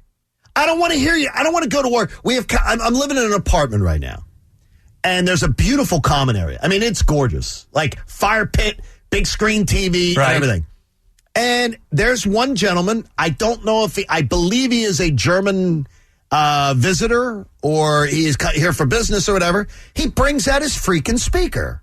Yeah, and plays it in a common area. What's he playing? Rammstein? Yeah, house music. No, he's playing whatever music he wants. Drums and sex and house. Whatever music he wants to play. I don't want to hear his music. Well, have you asked him to? No, because I'm not going to be. Give him suggestions. My cousin Mike speaks fluent German. He lives in Germany. I can have him translate for you. No, I'm not going to be a jackass to the guy. But I'm like, seriously, you don't understand etiquette. It is a common area. It is not your area. Yeah, like Andrew's it's not your back porch. He's a country music fan, so if he was on the course playing some country music, I'd be like, dude, shut that off. Guess what? But if he was playing something I liked. Tyrone would too. Yeah. Tyrone's saying right there. He said the same thing. The playing of the music. Nobody likes other people's music that much. Don't go to the pool and play your music on a speaker that everybody else has to hear it. I will nap. When we're away, I will go to the pool. I will nap 3 times in a day.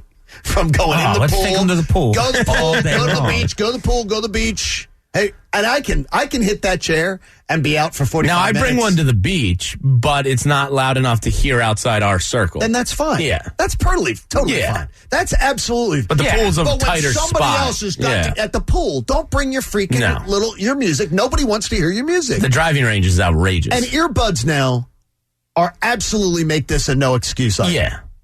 You can have your music. Nobody else has to hear it. Mike is looking for ways to harass Salchunas, though. That's good. I was like, Mike was playing along us, having some fun. It was good. He can hide in the woods with an air horn like the old jackass guys. Andrew 1,000% will not care. Oh, I haven't seen it. No. He wouldn't. No, He's not going to care, and that's the whole point. I think that Andrew's trying to make is Well, I think the whole point stop is taking it so seriously. You're not going to be on the PGA Tour. that's bull crap. You're That is not. total. I know. I hate Guess to what? break this to you. No, You're but not getting on the tour. I understand. Nobody's doing that. You don't do anything in life because you think you're a professional athlete. You don't go and play. Like, why is it so serious? Like, as Bob said, it's a sport. You don't go and play. So Why are we being like? Because I don't like your music. So Andrew plays. The I still think I can play baseball league, right? Yeah. He still fast plays pitch. in that. Mhm. Yeah, the young guys that still think they can play ball. So if a guy with an air horn came and just made noise as he's pitching, or at the plate, and just decided to come to the park and just play an air horn, I think that's a little different. why is it different? It's different because music continues, so it's not just sitting there waiting for him to pitch and hitting an air horn. No, but it's just music. Well, like you can get used to that. So if you just blasted an air horn and held it down, I think you'd be fine with it because you get used to it. Blasting the music on a golf course is wrong because there is that etiquette of whatever. Blasting the music anywhere is kind of, if you want to listen to music and it's your music, fine. Keep it to the confines of yourself. I thought the argument was having music on a golf course. No, in a driving range. Driving range. Or driving range. You don't go to the driving Ridiculous. range. You don't go to. Guess what? Don't go to. And then they were like, Andrew goes, well, Top Golf, they play music. Yes, Top Golf owns the place. Yeah. They decide at their place what they're playing, and they're play serving music. you food and drinks. And exactly. and guess what? You do not go to Top Golf and bring your own personal speaker and blare your music there. Nobody wants to hear it. It's courtesy. It's common courtesy. Yeah, Pat brings it up. The reason is I probably don't like Pat's music. I probably don't like your music, and I like Bruce Springsteen, and I think that's all Bob listens to. I think I would listen to Bob speaker the most. Not true. Bob, let's do a quick Cooney's Corner here. You saw a promo that you didn't like. That is correct. Now, let's see what's in Cooney's Corner. So I'm watching the ESPN, and I forget what I was watching the other day, a couple days ago, and it comes on with an ESPN promotion of the playoffs. Okay. And it just flashes players in between highlights and this and that and the other. I would say about 10 players were shown real quick. How many 76ers highlights do you think there were? One. I mean, you would have to think there's at least one. No, nothing, not a player. Well, that's shown, interesting because last night the MVP finalists were announced. Yeah. And one of them happens to be a Sixer. So you're doing a disservice to the league you cover by not at least including him in a promo. It was so weird to me. I was seriously. I saw Donovan Mitchell and I believe a Rudy Gobert highlight. Oh, Jesus! And in between, I didn't see anything of honestly. Simmons, Embiid, nothing. And rarely, it's funny. I'm listening to Marv Albert during the show last night. He said, a couple times, and the winner of this game gets the number 1 seed, Philadelphia 76ers. It sounded like he was saying, really? The Sixers are the number 1 seed? I just think there's kind of a national... There is. Yeah, they're the number 1 seed, but it ain't going to happen. So I equate it to, and I wonder if you guys do a little bit, could it be the 2017 Eagles all over again? 2017-18 Eagles? I don't want to hear that. No, I know you don't, but maybe it's something good. That was so contrived. I don't want to hear it. I don't want to hear the disrespect. We brought up something yesterday about the things we don't want to hear anymore. We didn't bring that up, but that's exactly one of the things. We're being disrespected. Nobody I don't want to talk about it. I don't want to talk about them being underdogs, but I kind of like where it is that they're not on the national. Yes, I do. Absolutely. Watch out for them. I'm okay with that. I kind of like where the Sixers are under the radar. I don't like the fact that there's no Sixers on the. That's ridiculous. Embiid deserves a highlight. That's absolutely ridiculous. Yeah. All right, Dave, stick around. We'll try to get to you here right afterwards. And we have a fabulous prize that we're going to offer somebody coming up on the show. You don't want to miss it as we celebrate 100 of these morning work days together. It's the John Kincaid Show, and you're here on The Fanatic. Do you get a power bill? And are you a sports fan? Well, do you think you can pick a winner? Because my friends at Star Energy have an amazing offer for you. Join Star Energy, and you're going to get a great fixed price, and you're getting green energy, all green, and no early termination fee. But better, here's your winning shot. Pick the team of your choice to win its championship. And if your team wins, you're going to win $150 in energy credits. And even if you get it wrong, you're going to get $25 in energy credits. It's a great electricity product anyway, and you know you need it, so why want you in at Star Energy? They've juiced up this game for you, letting you pick and win, sports fans, so it's time for you to make your pick free. I want every sports fan to go to Star. Call 833-GO-TEAM-3, and you pick your team. You sign up easy. Star makes it easy. Call 833-GO-TEAM-3 right now. Pick a team to win the championship. You can get $150 in energy credits. It's awesome. Star Energy even has a no-obligation free sweepstakes going on just for calling in. So if you think you can pick a winner, put some fun in your electricity bill and some money in your pocket with Star Energy and tell them that John Kincaid was the one that sent you. 97.5 The Fanatic.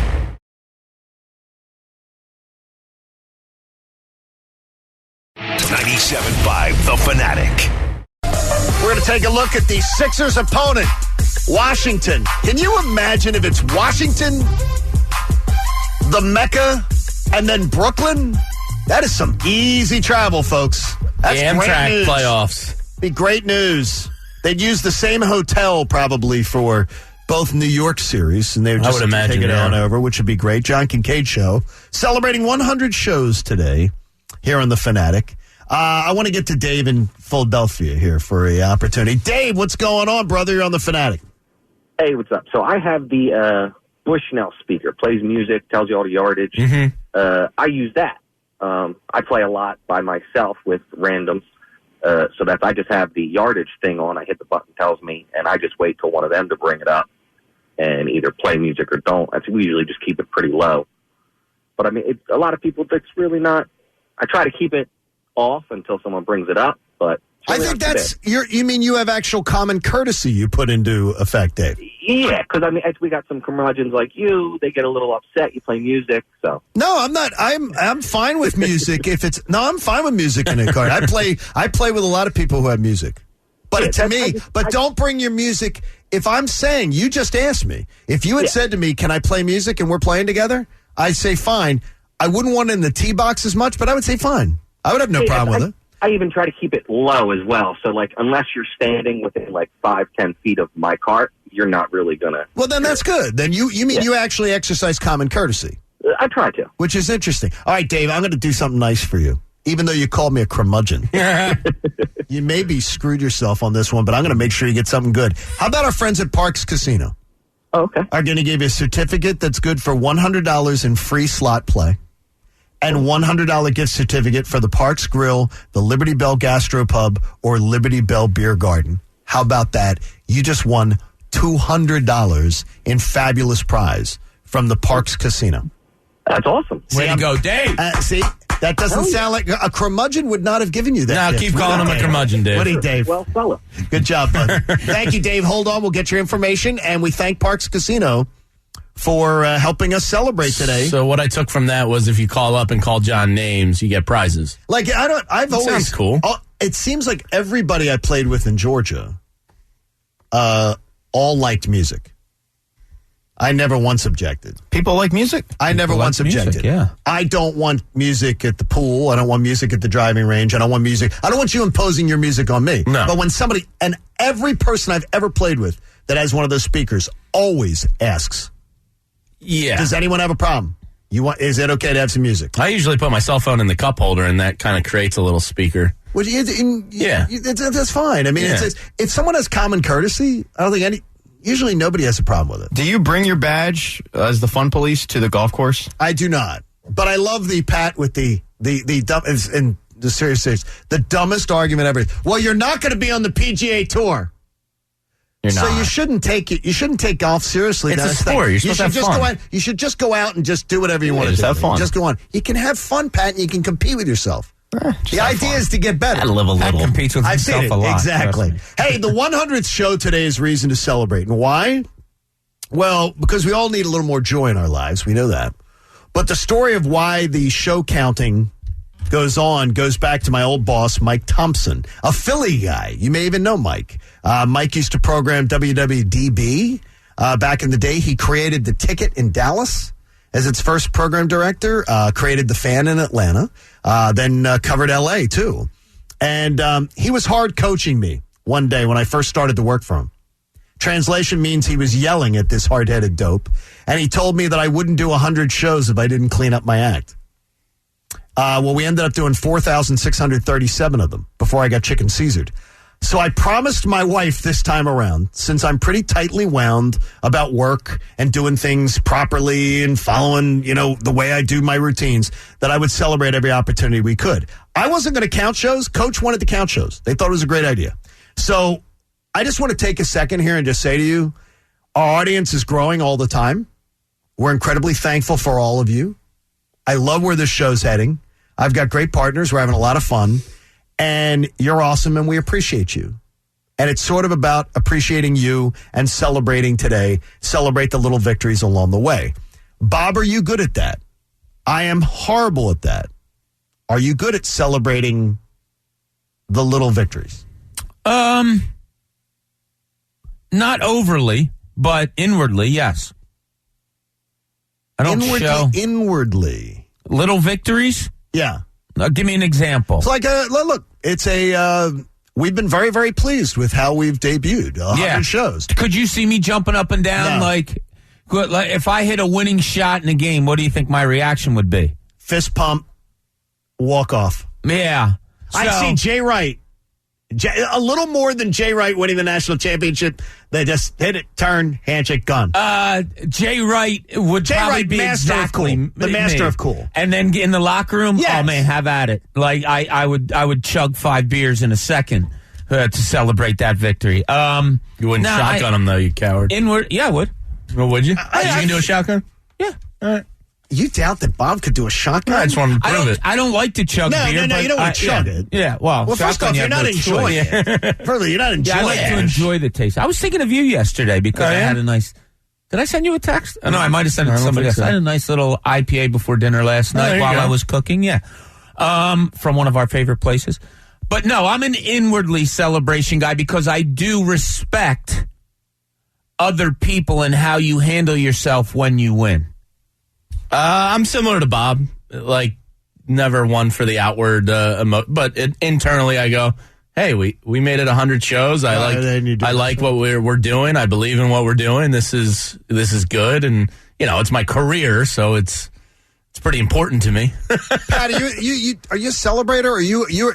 Because Pat, you are the biggest curmudgeon in our crew. Completely.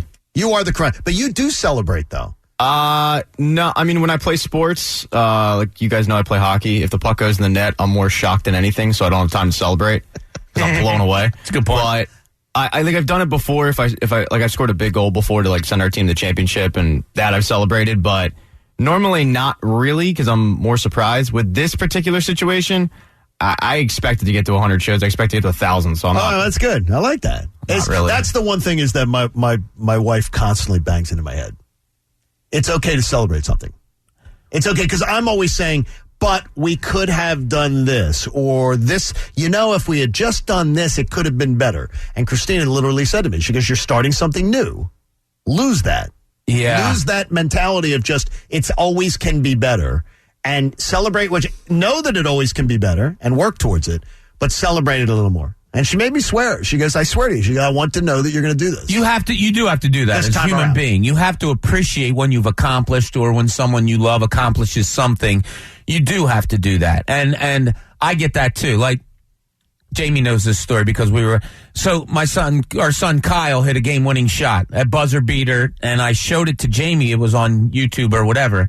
And my thing was the reaction of Kyle. The ball went in. He walked towards the bench, like literally a buzzer-beating three-pointer. Right. And he walked, remember this? And he walked towards the bench and didn't say a thing. And after the game, I was talking to one of the coaches, who's a friend of mine, and I said, why did they get the ball out of bounds half court on the play before and Donna's like, are you kidding me? That's the first thing you brought? Your son just hit a game-winning shot. She said, I'm not being mean, but I'm saying, like, you need to enjoy that. And It's true, John. Like, Christina's right, Donna's right.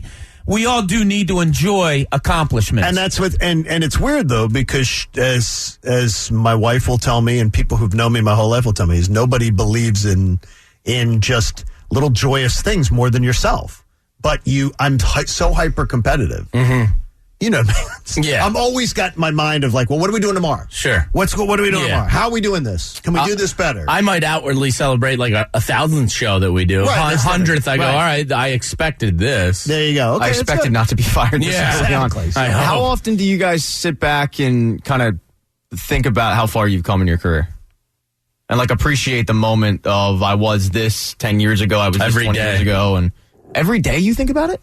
Yeah, I mean, I grinded for a decade juggling 4 jobs to get here, so I'm very appreciative of what I have, and I don't want to ruin it. But you legitimately think about it every single day? Yeah.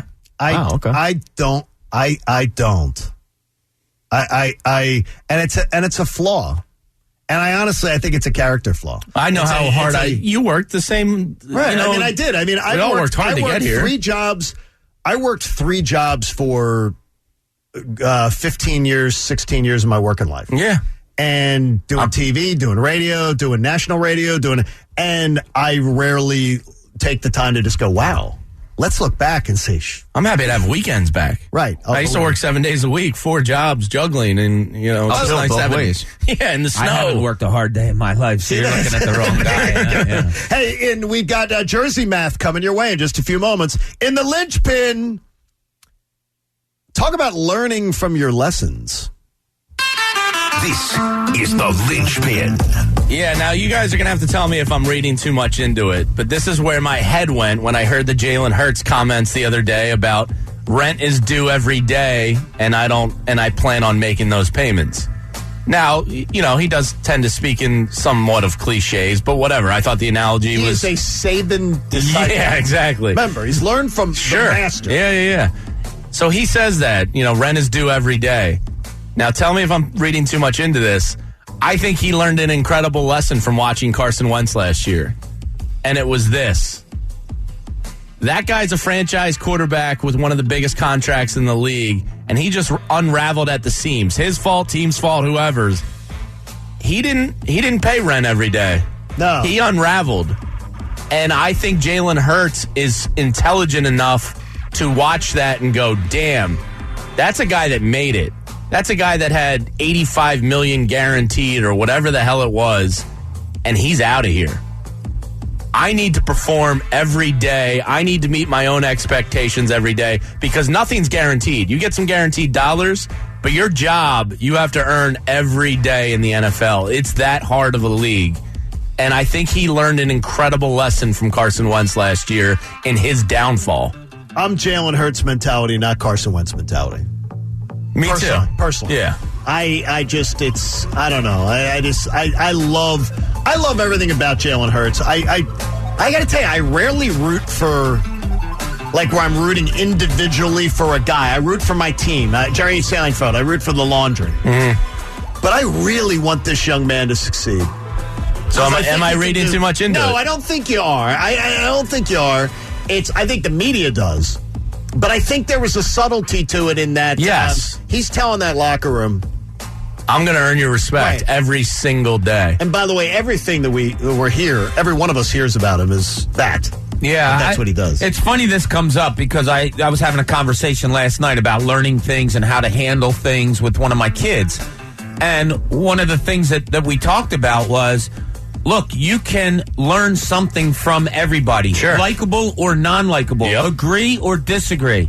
I said to him, I've kind of made a living in my professional living is I have always thought I could learn something from somebody and that my opinions are never better than somebody else's. And, it's a way that you can kind of go through life. For Jalen, you make a great point, Jamie. And I hope somebody older than Jalen Hurts pointed that out to him and said, look, you can learn from how not to do something, maybe by the way Carson Wentz handled things. I think you make a great point. Yeah, I think it was a subtle... there was almost a jab in my mind.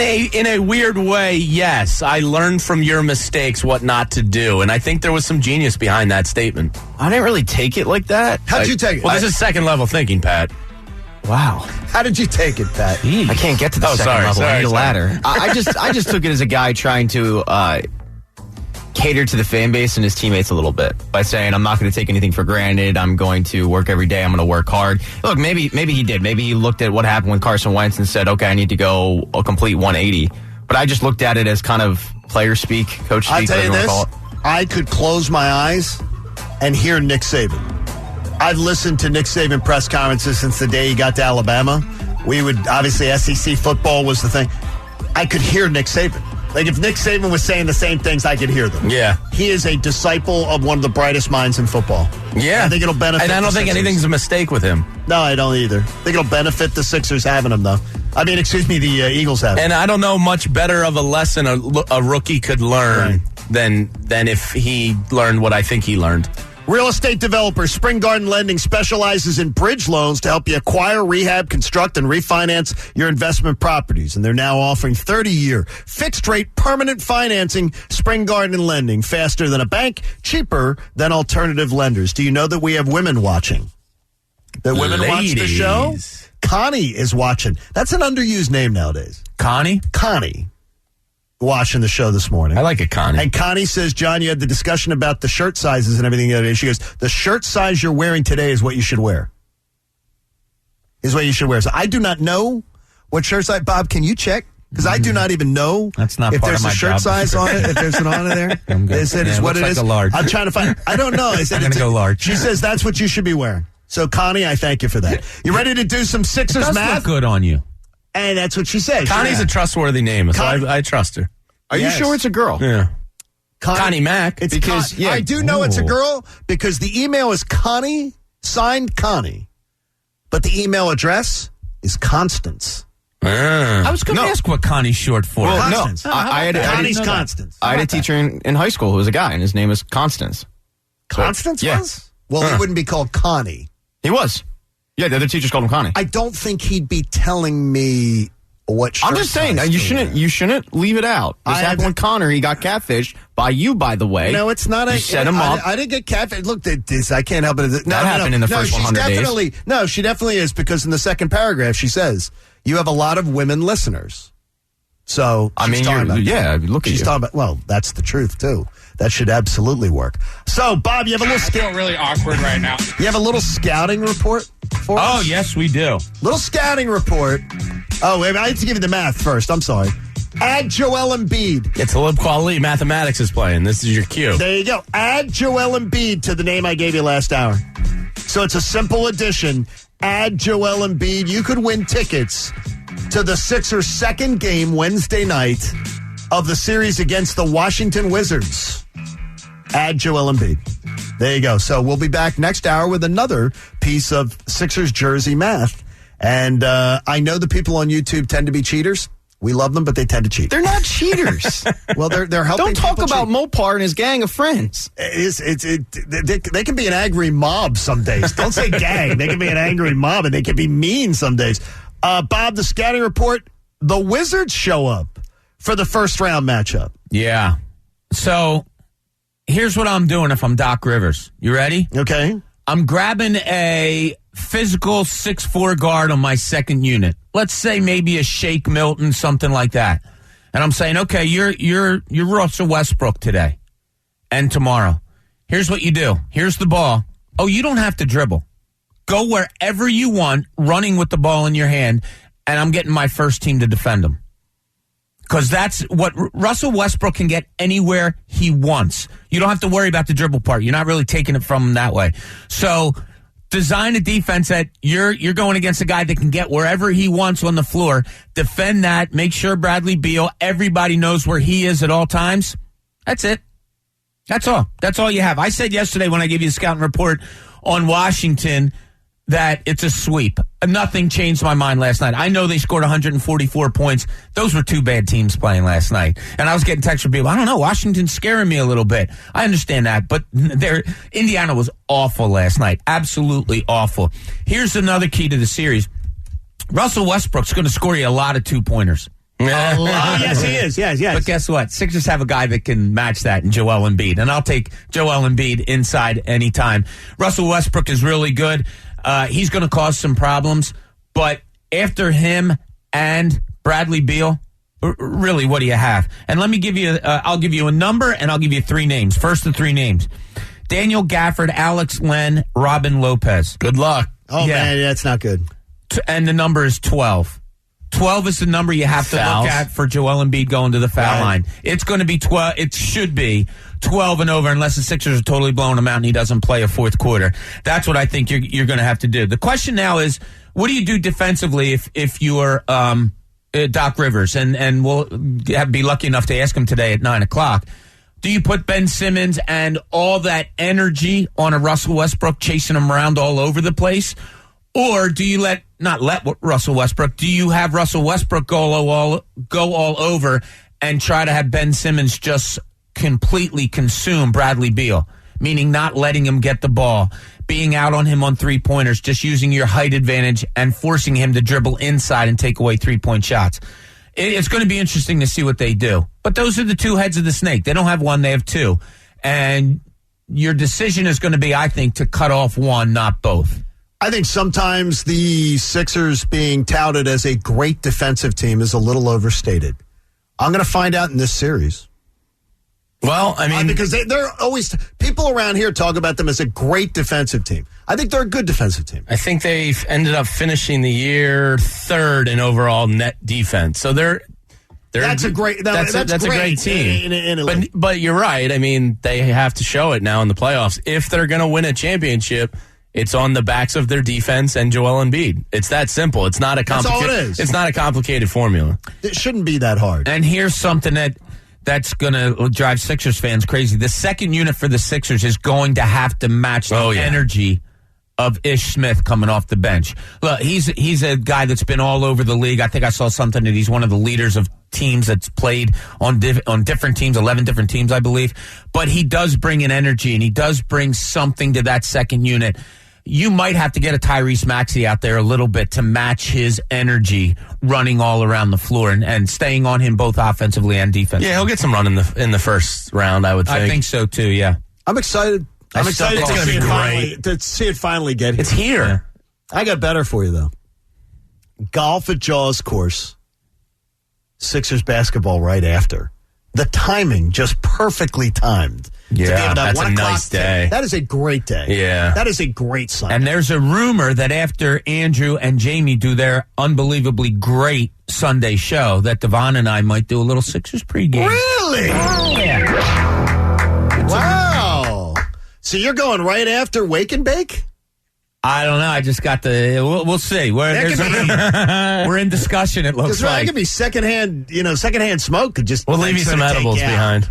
Could just take you out on that one. That is absolutely awesome. We greatly appreciate it. It's going to be great. That sounds fun. Yeah, good Sunday. Yeah, and then after, I will not be having a speaker, though, listening, Chase. I will not hear Wake and Bake this week. Oh, that's a shame. Well, that's all right. We'll carry the torch for you. I will not. And then right after the game, I'm heading down to Bet Rivers for a Sixers watch party with Tyrone. How about that? We'll be hanging out in the sportsbook watching the game. I'm hoping beers are allowed, and I'll have a couple cold ones with the peeps. I would say so. Hopefully Monday we're talking about 15. Yeah. We're talking about 15. Because you got 16 wins, we got to knock them all off. All you have to do is go 16-12. That's all you have to do. That's it. That's not impossible. They can do that. Yeah. Doc Rivers went 16-10. Yeah, right. He went 16-10, I think, and so in his championship run, which is the longest of the modern era. All right, coming up, the economy of games played, incredibly important. We'll get to it in a refresher course next. The second half of the John Kincaid Show as we celebrate our 100th show next, right here on The Fanatic. My friends at the Parks Casino Sportsbook app have got some great deals for you. You go to parkscasino.com/PA and then use the promo code FANATIC. So the Phillies will try to rebound tonight. Heavy favorites over Boston. This is a great opportunity for them to take advantage of things.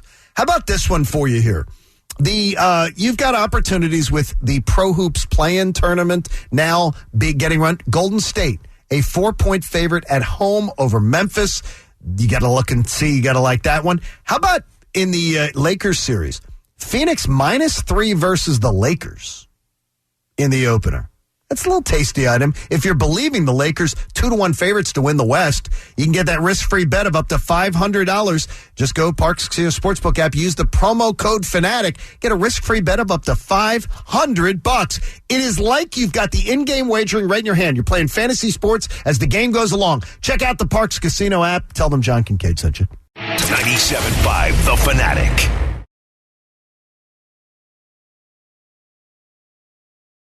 $97.5 The Fanatic. John Kincaid Show on The Fanatic. We appreciate you being a part of our 100th show celebration.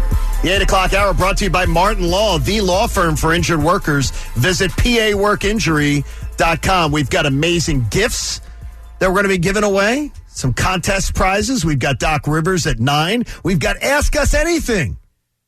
Some questions that have been submitted coming up around 10 minutes or so from now. So it's going to be a very, very busy day. Yeah. And Bob, you're just checking your messages. Yeah, my boy Glenn, one of my boys says, Hey, what's up, Glenn? He says, "Hey, Coon, congrats on your 100th show. Good. Even better, congrats on the 11 good ones." Hey, 11, that's pretty good. Did he notate it? And then Which I said, one was the good ones? I said, "Means a lot. Thanks, Glenn." Then he goes, "Well, Jamie actually has had 14. Why would Doc Rivers say that? Well, I told you, my good friend Glenn. By the way, so I went out yesterday because I want to take a picture because the basement has been dug for the home, and they've already put the footings in. So Dave the Builder was there, and Dave the Builder is like a hawk, man. He told my wife, remember, tell your husband he cannot go over the curb. Not allowed onto the work site. So I'm taking pictures, and Dave the Builder pulls up.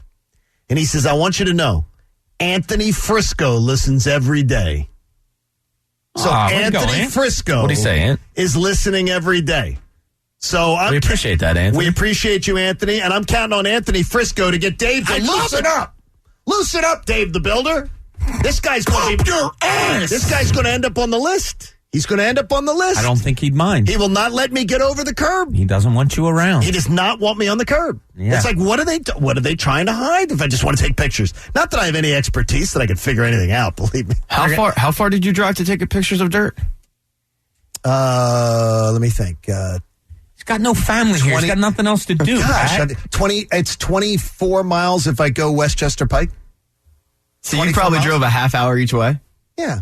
to take a picture of dirt? Yeah, take a picture of the house progress. Absolutely. It's a major undertaking. We got to start hanging out with him or something. That is not a major undertaking. Seeing a house built. I got to say, I'm a little bit on John's side here. You're watching your house get built, Pat. Yeah, you're watching dirt. No, you're watching a lot more than that. They've laid the footings. They've dug out the basement. Remember, a week ago was a flat land. Pat, it was flat land. I don't remember flat that. land, Pat. I didn't drive out to see trees dirt. there and dinosaurs at one My point. Am I the gosh. only one that thinks he drove an hour to see dirt?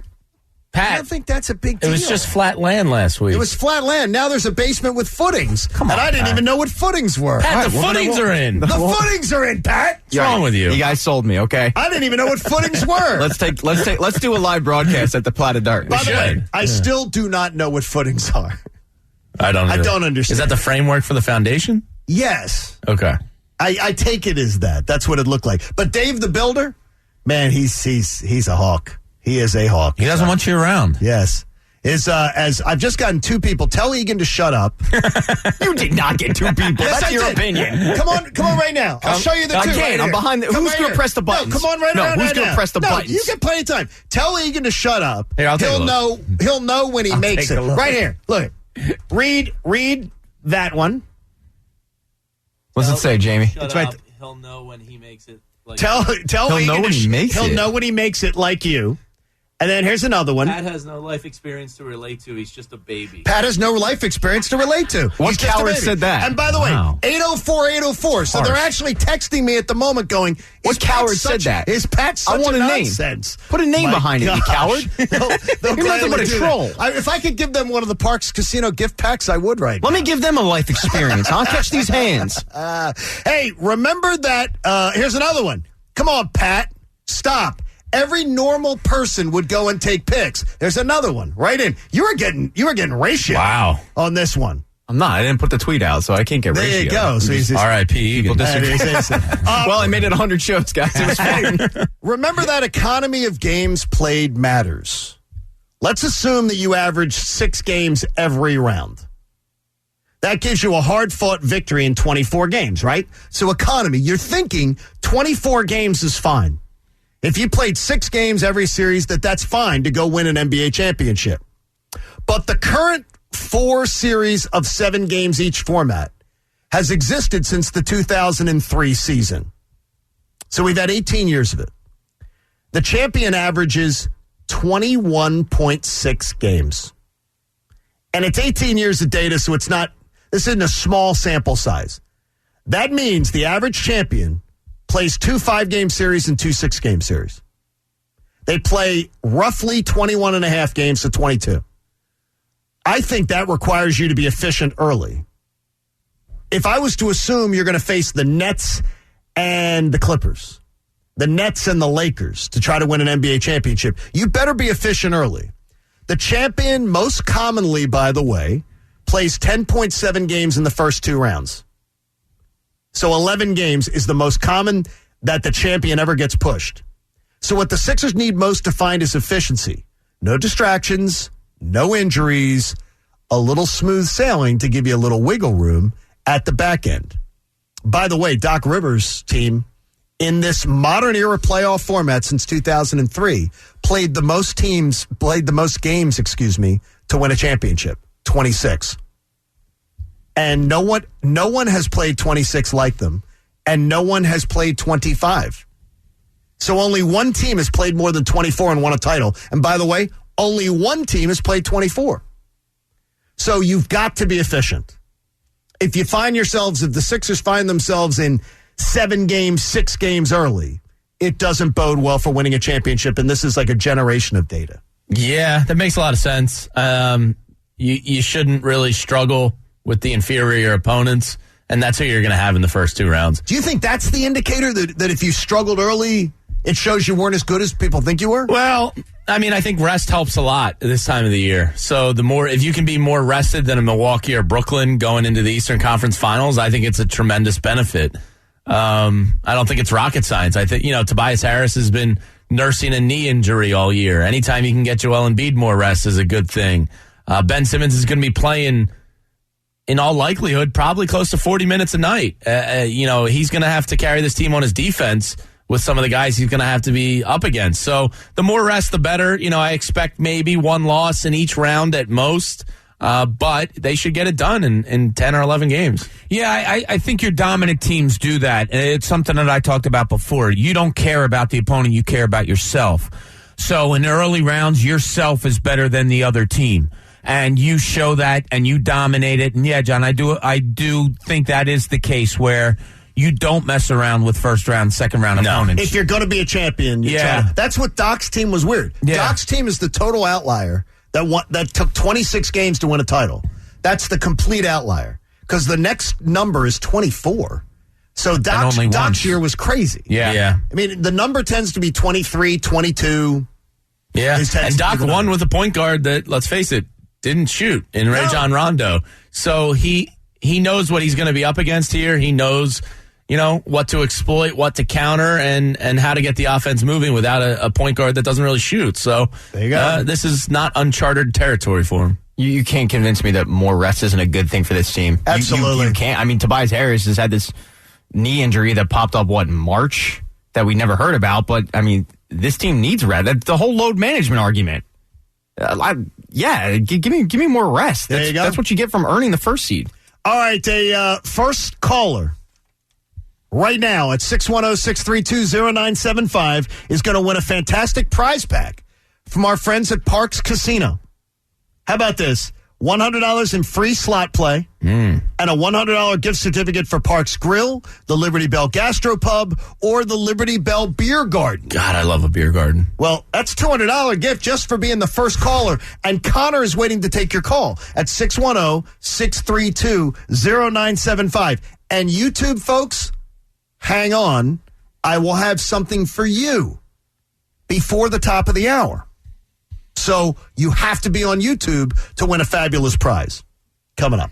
So how about that? Doc Rivers coming your way at 9 o'clock, too, so it should be great. All right, it's the debut. Coach, it turns to you. You came up with this idea of ask us anything, right? So that's the deal, is ask us anything? Started on Reddit. I think Coach is a big Reddit guy, so he probably just stole it from there. A lot of the comments come from the YouTube channel and the Twitch channel. And we love those folks that listen every day, watch every day, contribute every day. So you came up with you just sampled some of the best questions? Yeah, well, they're not the best questions. They're just interesting questions. Okay. So now we've got each of them. Want to get started? Well, hang on. As time moves forward and the Earth revolves around the sun, there are many questions in the universe that are left unanswered. Today, we try and answer the unanswered and answer the questions that remain without answers. We ask the questions about things we don't know about. Oh, what the Just ask us anything. There we go. Ask us anything. We've got envelopes in front of us. We do not know the questions. You're coming to us for help. Oh, boy. I got trouble. I'll go to my first envelope. And it is from Cliff Diver Philly 4. I think that's on his driver's license, too, strangely. JK, I have really stinky feet. No matter what I do to wash them, they still stink. What do I do when my new girlfriend wants to get frisky and I'm afraid to take my shoes off? Ooh. I think what you need to do is you need to go to a place like where you can get a pedicure. Mm-hmm. And they actually have a salts bath or whatever that they can put your feet in. Supposedly it only lasts for like 5 or 7 days. Yeah. When you know you've got date night coming. Get ready. You go in advance, you get your feet taken care of. She's going to think, man, his feet look good, and they don't smell bad. Yeah. That'd be my suggestion. That's pretty good. I would recommend, as somebody that has stunk up some sneakers in their life, I found success with pumice stones because I think the stink gets caught in the callous skin and dead skin. Take a pumice stone to your foot and get some of that dead skin off. All right. Keep the sneakers on, dude. Now when you're making whoopee? Yeah, why not? Really? You gonna kick her? I mean, come on. They don't come into play. It's good traction. Maybe she's into foot stuff. You're going to kick her? I mean, yeah. I'm with Bob. Feet don't come into play. You're about to right? leave the sneakers on? Yeah, no, nothing weird about that. Leave the sneakers on so when her husband comes home, you can make a quick exit. Oh, boy. There we go. All right. Here we go. This is from Crossfire Dave. What is the weirdest food you eat? I like uncooked waffle batter. What? Now, let me tell you something, Crossfire Dave. I often, as I've told you, I always make breakfast for my family on the weekends. When I do make waffle batter or pancake batter, I'm not going to deny that when I take the spoon out for mixing that I give it a good little... It's not bad. The weirdest thing I eat... I eat food weirdly, like a Snickers bar. I eat weirdly. Yeah. But I guess the weirdest thing I consume is flat soda every once in a while. I don't like soda that has a lot of bubbles. Okay. I'm an idiot. But I don't eat anything too weird. I would say like room temperature left out pizza for like 48 hours might be the weirdest. That is very weird. Yeah, I'm not afraid of stuff that's been sitting out if it's already been cooked. So I'll roll with that. And what's weird is I eat nothing weird.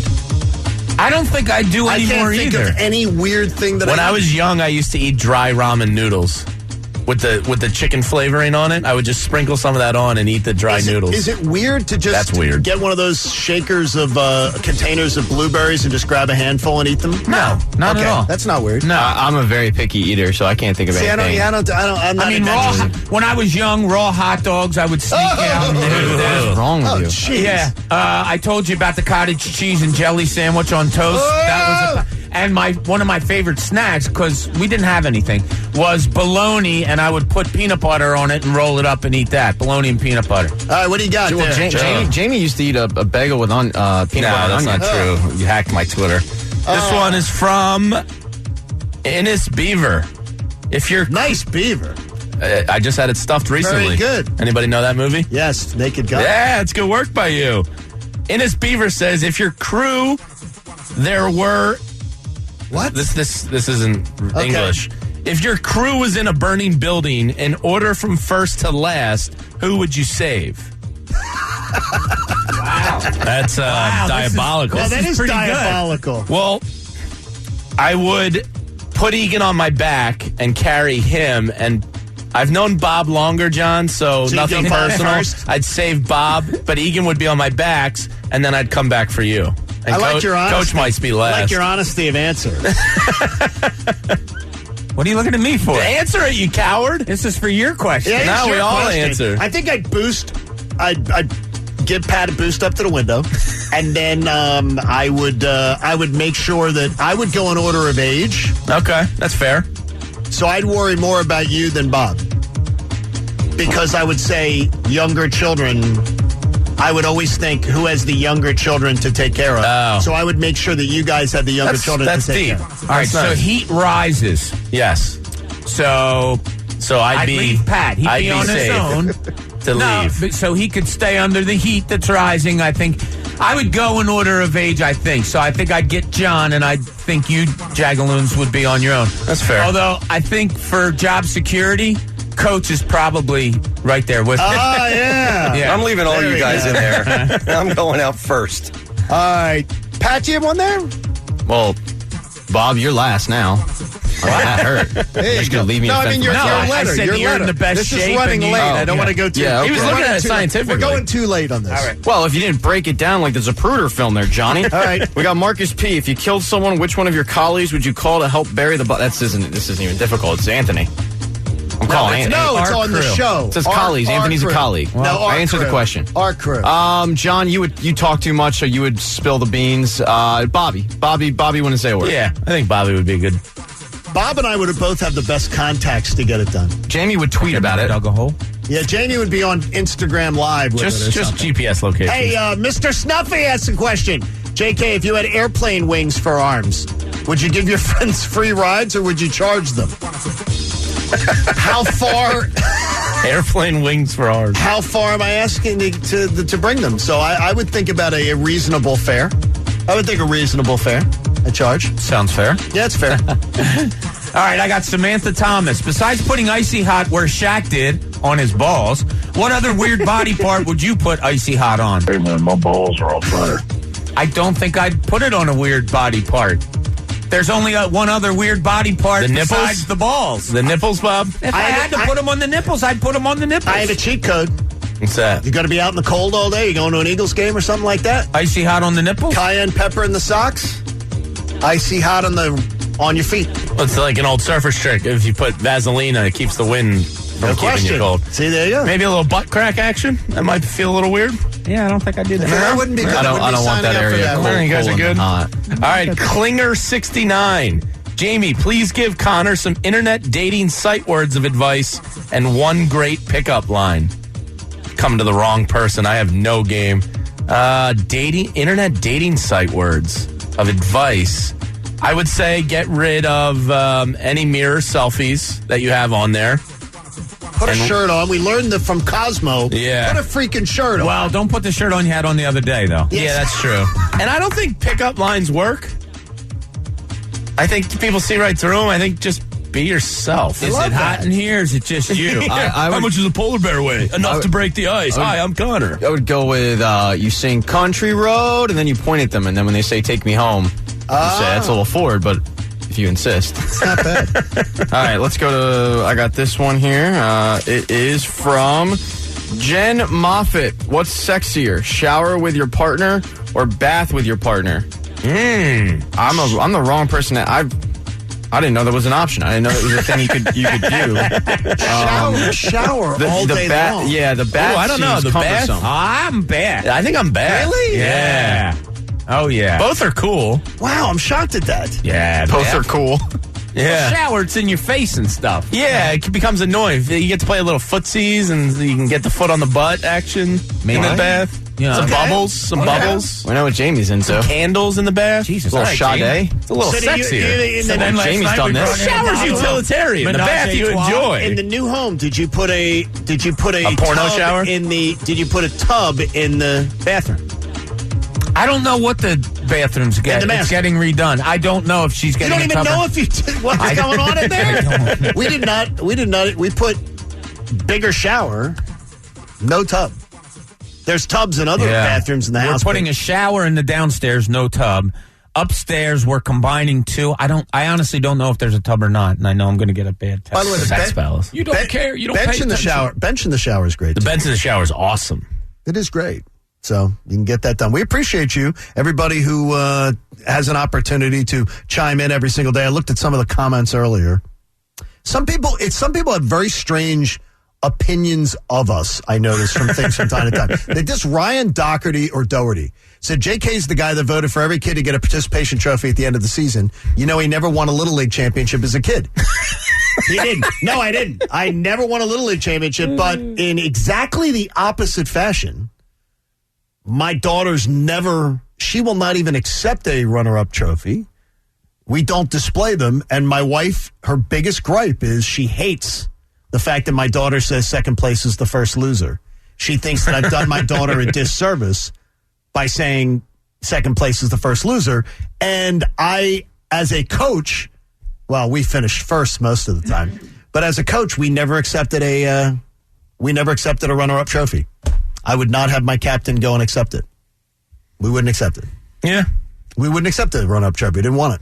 I get both schools of thinking. It's weird, though, what people think you would be about. I like how he assumed you never won a Little League championship. No, but he was right about that. No, I got to give Ryan that. I was absolutely never that. But we never accepted a second-place trophy as a team. Just say. But wait, did you ever accept a second-place trophy? What do you mean?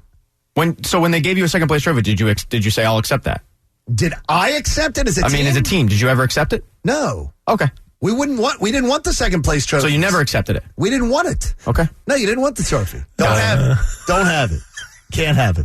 Hey, by the way, if you're on YouTube right now, such a smackdown. The first person, Pat is premenstrual. He is literally premenstrual. Pat, seriously, I said to you earlier it'd be good if you came to work today. You are premenstrual. 9:30 hour. On a happy day. Watch YouTube, and John's going to punch me in the face. My God, I would suggest that right now, if you're on YouTube, do not get off. And if you are not on YouTube yet, get onto our YouTube channel.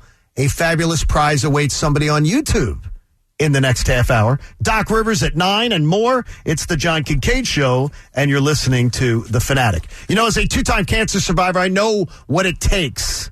It takes cancer research to save lives. There are like 17 million Americans like me walking the face of the earth because of people like you. And people like the American Association for Cancer Research, which is now the official charity partner of the John Kincaid Show. They're trying to defeat devastating diseases, and you can imagine what research does. Well, what research does is it saves lives. And donations from private citizens like you and me add up to big breakthroughs. I wouldn't be here if it wasn't for the great research done, based right here in Philadelphia, from the American Association for Cancer Research. So what do I want you to do? I want you to donate today to the AACR. Its members drive progress. Join and donate the scientists and doctors who help save my lives and who might help save the lives of a family member of yours. You can give today in honor of someone who didn't make it. You can give in honor of someone today who's fighting the battle right now. Or you can do it in celebration of somebody that did survive. Check it out. Donate online at aacr.org/fanatic. aacr.org/fanatic, because cancer research saves lives. 97.5 The Fanatic.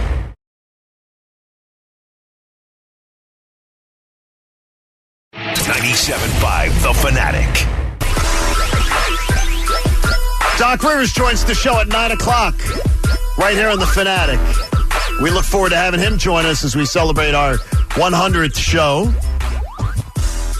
Understand Burger Vana from Parks Casino, the newest eatery at Parks Casino, bringing by some food for us, too, coming up a little bit later. I am ready. By the way, the Liberty Bell Beer Garden is reopening this Wednesday.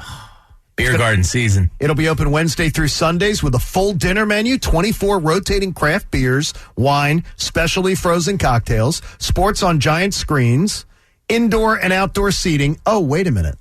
and the Sixers are in the playoffs. Ah. Oh, wow. It sounds like a good place to be. Gamble, Sixers, eat. Probably get a nice Bavarian-style pretzel Yeah, in a beer you garden. can do something like that. It's Maybe great. some sausages. Okay, I'm baffled by something. Why is Pat Egan so insistent about stuff that he knows nothing about? Wow. Because I got to ask this. It is absolutely because I and Jamie, Pat, she can read 3 emails.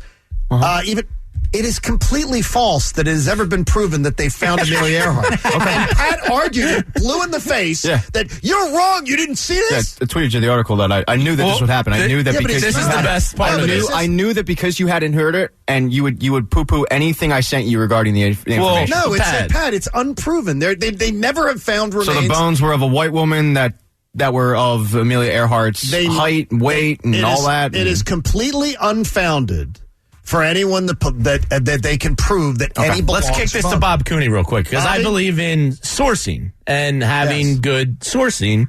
You should trust, Bob's a journalist. Pat, what was the website you sent us? Crack.com. Well, then wait, what? Crack.com is a really good website. And you guys can sit here and because, once again, because you guys haven't heard of it, let's poo-poo it, right? I know, Cracked. I used to get the magazine. No, I'm not talking about you, Bob. I'm talking about these two jagaloons here who didn't hear it. So Pat, does the Smithsonian Institute? That's fine. Look, is that better than Cracked? No, I'm just wondering. Are the emailers better than Cracked, John? Are your emailers? Is Smithsonian better than the emailers? Are actually giving documentation. Sure, cool. Remember how we thought me boxing a kangaroo was the dumbest thing we've talked about? Yeah, this has exceeded it. Never been proven at all. Totally. What do you think about Crack.com as a source, Bob? I'd have to do some research. At legitimate websites, you can do that. Or you can always go to Wikipedia. I used to get the Cracked magazine when I was young, looking for some laughs. There you go. Yeah. Find out some great things. Doc Rivers will join us at 9. You're the best, Pat. Cracked.com. It's fine. You guys can believe what you believe, and I believe what I believe. Absolutely. We can. The YouTube viewers are getting something. Could this be something a reaction to the vaccine, the second vaccine? We're now having a study. I think the CDC is going to swoop in and put Pat into some sort of a tent. There's going to be a tent in the parking lot. They're going to ask Pat to go there. He says he's turning crazy on us right in front of us. I love it when a coach makes a meal out of the ingredients that he's got to cook with.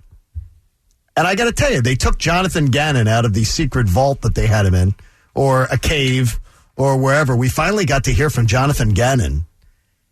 And as sort of unimpressed as I've been by Nick Sirianni, able to sort of articulate what he wants to do, I got to tell you, a little bit of a boy crush going on Jonathan Gannon's approach. His resume I absolutely like, and I like the fact that 3 other NFL teams wanted him as defensive coordinator, wanted to interview him for defensive coordinator, that this guy had stock that people were looking for. I also love the fact that he comes out and he says, look, I don't have a scheme. I'm going to look at the players we've got, and then I'm going to approach our defense accordingly. I love that answer, Bob. I love the answer. I love the guy's his calmness, his approach to things, and again, I love the fact that 3 other teams wanted to talk to him for defensive coordinator. That to me, he was a sought-after candidate. Love nothing better in a coach than when he says, I haven't seen my talent yet. I don't know what I'm going to do yet. I understand that people have philosophies, have schemes that they think, and maybe sometimes rightfully so, that no matter who they implement into it, that it will work. But until you see what you have, I love when a coach does that. Square pegs, round holes doesn't work for you. Exactly. I'm not going to try to run an upbeat offense if I have 5 slow guys out there that are all 7 feet tall. What are you doing? Then you go bully ball. Yeah, I mean that's what I love about a coach, and it was probably Brett Brown's undoing in that he wanted to jack 3-pointers. It was the way of the NBA, the way of Europe coming over to the NBA and having its influx on that, and it wasn't right with the team that he had. But Bill Parcells wins 2 Super Bowls with the Giants. Then he goes to New England.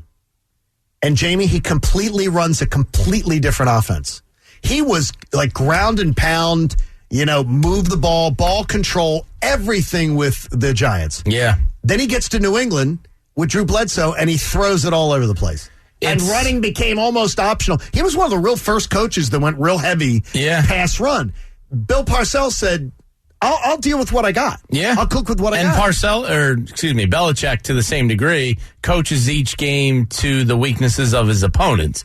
If you're ever concreted in your ways as a coach, you're going to die. You have to adapt to your opponent, to yourselves, to your strengths, to your weaknesses. I loved what he said yesterday, which was, I have to find out what these guys do well first and then go about how we're going to attack it. He said, I'm not going to be stuck in any scheme. We're going to do what's necessary to win. And Jim Schwartz, the big complaint we had was like forcing guys into situations they weren't good at. And he was okay. I'm not trying to pile on Jim Schwartz here, but he was stubborn. He was stuck in his ways. And I think what you've heard from Gannon, the first glimpse we got was, I'm going to do whatever it takes to play to my players' strengths. And damn a scheme, I'm going to do what works. This is is he the anti Jim Schwartz, Pat? I hope so. Oh, I know that's this was music to my ears. Because too many times coaches get so arrogant that they think that their scheme is superior to a lack of talent from their players, so they don't change anything because, it'll work out, and I'm Jim Schwartz. I know it all. Like, dude, you don't. You don't. So thank God Gannon said this. And this guy, and once again, it is just, it may be a bias on my part that means nothing. Just watch Jonathan Gannon answer questions. He's not acting like he's a contestant on The Price is Right. He's totally calm, and he is able to address every question without a bunch of ums and uhs, and he's just he's just poised. He's confident. Yeah, and that maybe is a bias on my part to wondering how do you handle yourself when you're put in that spotlight. Gannon seems to me like a guy, he conducted himself yesterday like a guy that I could see one day being an NFL head coach. Yeah, and that will go over with some players just the way it went over with you, John, right? It gives you a confidence feel of this guy knows what he's doing, where we look at Sirianni sometimes, and I love the enthusiasm, and I hear what you're saying. And you're excited about that. You're excited I am excited about it. But I'm not too dumb to think I'm older than Nick Sirianni in his way, although it might not carry through with the likes of me and you or veterans on a football team. There is a whole bunch of people that it will carry through too. It's up to a coach, not only schematically how to read players, but also how you handle yourself to how to read players. I hope Nick Sirianni knows enough that, okay, my hyper self relates to these guys, but not to these guys, and knows when to adjust. Yeah, they could be a perfect pairing. I mean, if Gannon's the cool, calm, steady guy, and Sirianni is the excitable, get the passion out of the players guy, that could be a perfect mix. Unfortunately, when you have a really good coordinator, there's short life spans, and I don't want to have to go through this again in 2 years of finding a new D coordinator, but if he's a hot name out there like, Adam Schefter and others have told us he is, unfortunately we could be, if he gets something out of this defense, he'll be gone in 2 or 3 years. Why would you even say that? Well, we don't want it, but it's a truth. I don't want it. The horse over here, Jamie. You saw him. We're already talking about this guy getting hired somewhere else. No, I hear you, but he absolutely. But he presents head coaches. He presents head coaches. Yeah, no, he does. Yeah. And that made me feel good. And I knew, Pat, that would put a smile on your face today because you were very frustrated with the old defense coordinator. I couldn't stand him. Because he was tied. I can't stand you. Hey, whether it's next day delivery or getting involved in your local community, Napa goes above and beyond to serve you because their motor never quits. That's Napa know-how. I told our YouTube viewers and our YouTube family to get on in, and there'd be a special prize for them, too. Okay? So I've got one of those Parks Casino giveaways right now for them. We're talking a certificate for a $100 in free slot play and a $100 gift certificate for Parks Grill, the Liberty Bell Gastropub, or the Liberty Bell Beer Garden, which I told you reopens on Wednesday. So for our YouTube family, this is going to be very important that everybody follows directions. And by the way, you will have to reach out to Coach later, follow directions to be able to get your prize. The first person that types in my alma mater wins. Which alma mater? High school. My alma mater. First person that types in of our YouTube you will win. And what will they win, John? $100 each. $100 free slot play. $100 gift certificate for Parks Grill. That's a Liberty fun Bell day at a Basketball, casino right there. Or Liberty Bell Beer Garden. So there it is. So the first one, so I'll monitor the signs here and see who does that. So people keep going, me. Brandon jumped too early. People said Temple. And Seamus wins. Way to go, Seamus. Seamus wins. Great name, Seamus. So Seamus wins. Seamus. Coach will reach out to you, Seamus. You are the winner. Nice work, Seamus. Seamus took care of business there, knowing that Cardinal O'Hara was my high school alma mater. I knew Temple would be too easy. So that was a little bit easier there. We've got some Sixers jersey math, too, coming up here. So if you've been listening, you've got the opportunity to be able to do. Let's do it here. This hour, add Seth Curry. So we're having you do simple math today, it appears. We've given you 3 names. Add Seth Curry in your jersey math. Next hour, you get the final command.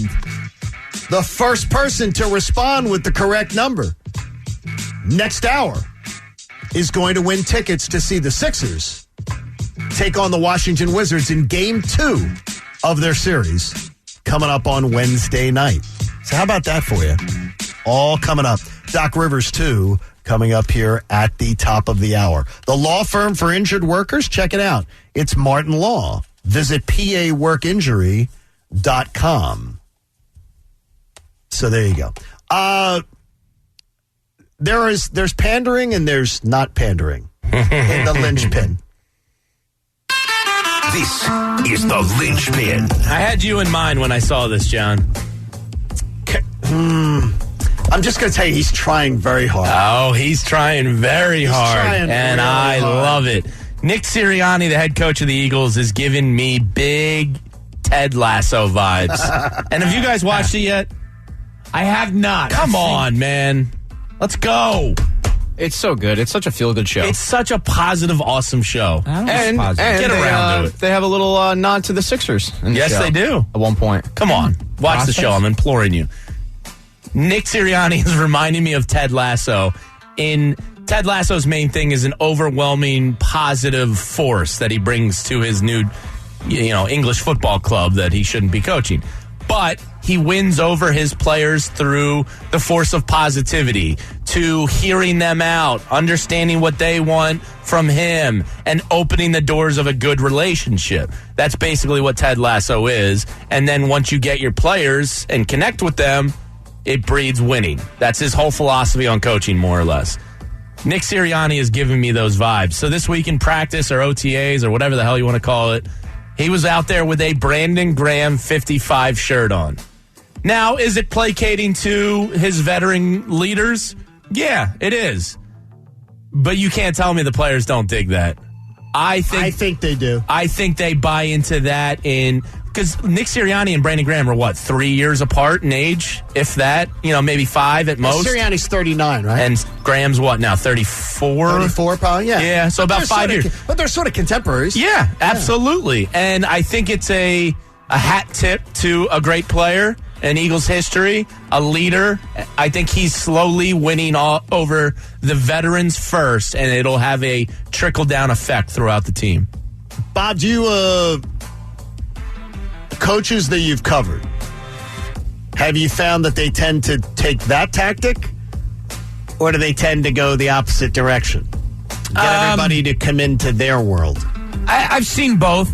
I've seen both where you want to be liked. How was Brett, by the way? Brett was more of the friend. I'm the coach, but I'm the friend too. Okay. Doug Collins was more of the I'm the coach. I have no idea. What was Eddie Jordan? I have no idea what Eddie Jordan was. We're still trying to figure that out. Still trying. But you get both. And the guys that I think are the best are the ones that handle both sides well. It's almost like I said about my dad. He would always say, look, you might not like my rules, but at least if you know them, you know what is expected of you.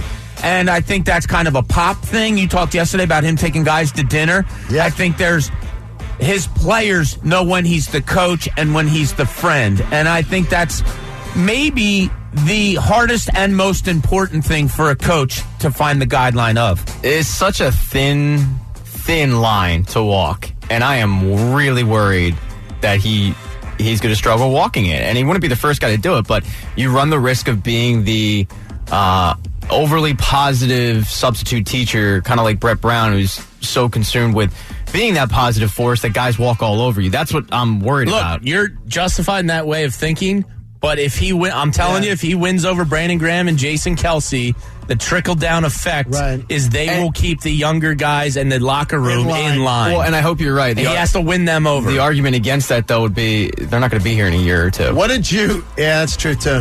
All right, what did you do, Bob, as a coach? Like a coaching tactic where you maybe tried to do something like that? Or did you? When you as far as friendly or no, fun? As far as like to get people to buy in, to get the guys to buy in to your mantra. I think you have to prove it first and foremost. Like you can say you want to do something or this will work. You have to do it well enough that they see the proof in the pudding. So to me, it was, I can say, let's run this play. And I say, this is what we want to do. Because this is how I was taught. I was to the extreme of that every player had to know exactly what they're doing on every play. To the point of your eyes need to go here and then come back here. Your head needs to turn this way to sell a defender because you're going to come that way. I was very meticulous because that's the way I was taught. One of the things I did was we would have things where if we didn't do certain things, there'd be like a little penalty for the team. Stupid penalties was one of them. They'd have to run the stands, but I would run the stands with them. Oh, yeah, I got you. So I would run along with the team saying it's for everybody. Yeah. So we're running the stands. I'm going to run the stands with you. That's do good. that. I also always said, whoever my captains were, I let them police things where I didn't police them. I think that's huge. And these are, I just say, you're going to take care of this for me. Yeah, and like Pat said, they might not be here in a year or two, and they might not be. But it's all about establishing the foundation first. Yeah, and you need those guys. Yeah, the footings. The footing. On the pile of dirt. So I think he's establishing the footings by being Ted Lasso. And I think people respond to it unless you're not a J.O. And I don't think they have J.O.s in that locker room. I hope he has a different record than Ted Lasso. Well, I'm a little. I got to tell you, he didn't know soccer, Pat. I got to tell you, I'm going to lean towards Pat on this one. That it is making me anxious about his chances. It's different. That is a forced decision. I've never seen a coach wear their player on a shirt during practice. Never either. It could be genius. It could be. It might be. Absolutely. And I'm going to go a little deeper into the obvious. Oh, hell yeah. Because of where we are now as a society, as a country, as a world. You mentioned Ted Lasso. Let's not think that not only has Sirianni probably sat and watched it because that's what we all do, but he's genius enough to know I can really relate to these guys because they all are watching Ted Lasso. So deeper thinking of just putting on a Brandon Graham. No, deeper thinking in that maybe there's 50 guys in the locker room that are like Jamie and thought, that's cool, Ted Lasso. Is a gentleman asking here earlier of me, are you rooting for Nick Sirianni the way you find yourself personally rooting for Jalen Hurts? I want Nick Sirianni to succeed. Yeah, we all should. But the difference is I feel a lot of confidence in the way that Jalen Hurts approaches things. I don't feel the same confidence in the way Nick Sirianni That's does. fair. But guess what? Nick Sirianni can prove me wrong. Absolutely. I'm wide open. I am not judging him. I can't wait to see this guy coach football. I can only judge what I see, and he seems like a cat in a room full of rocking chairs. He just seems so anxious, so nervous, so excitable. Guy loves ball, John. And that makes me nervous. But then again, though, who are the coaches I love? Bill Parcells, Nick Saban, curmudgeons. This is the way we're doing things, and I can adjust. Yeah, he's very different than what the NFL's used to. Guess what? I worked for Mike Keenan. I mean, it's the curmudgeon coach is what I sort of am drawn to. And the big question these days is, can that work? Does this next generation of athletes respond well to that? Well, and we'll find out. Well, Bruce Arians just won the Super Bowl. Sure. So but with, some veteran players. Yeah, but Bruce Arians still won the Super Bowl, and he certainly falls into curmudgeon category. Nick Saban dominates. Urban Meyer dominated. The curmudgeons still tend to win. The new age guys don't tend to be the winners. Well, the new age guys are just now taking over the NFL, so we'll see. They're new. And if you're looking to, we're hoping that Nick Sirianni builds a winning team. If you're looking to join a winning team, head to my friends at Carvana. They're looking for auto mechanics and auto body pros for their Delanco, New Jersey location. So be a part of the Carvana revolution. Get hired by a great company at joincarvana.com. Hey, call now, 610-632-0975. Connor, take the third caller at 610-632-0975. You're going to win $100 and a signed puck from Brian Propp.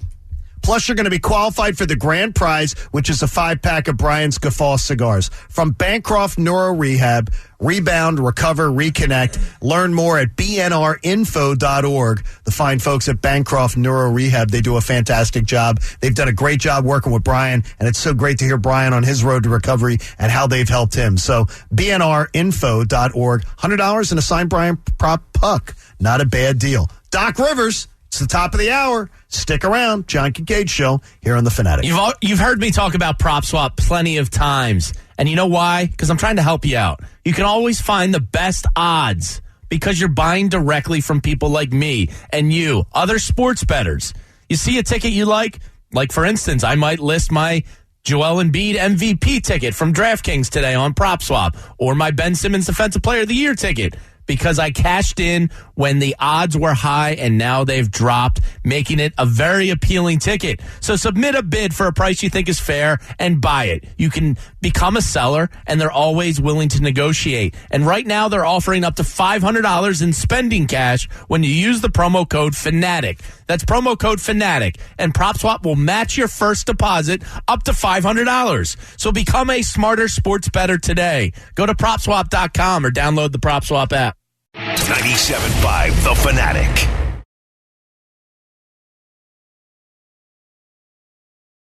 $97.5 The Fanatic. Oh, it's the weekend. Your Sixers are in the Eastern Conference playoffs beginning on Sunday. But you know, it's been a long work week, and you want to tell the boss just to stick it.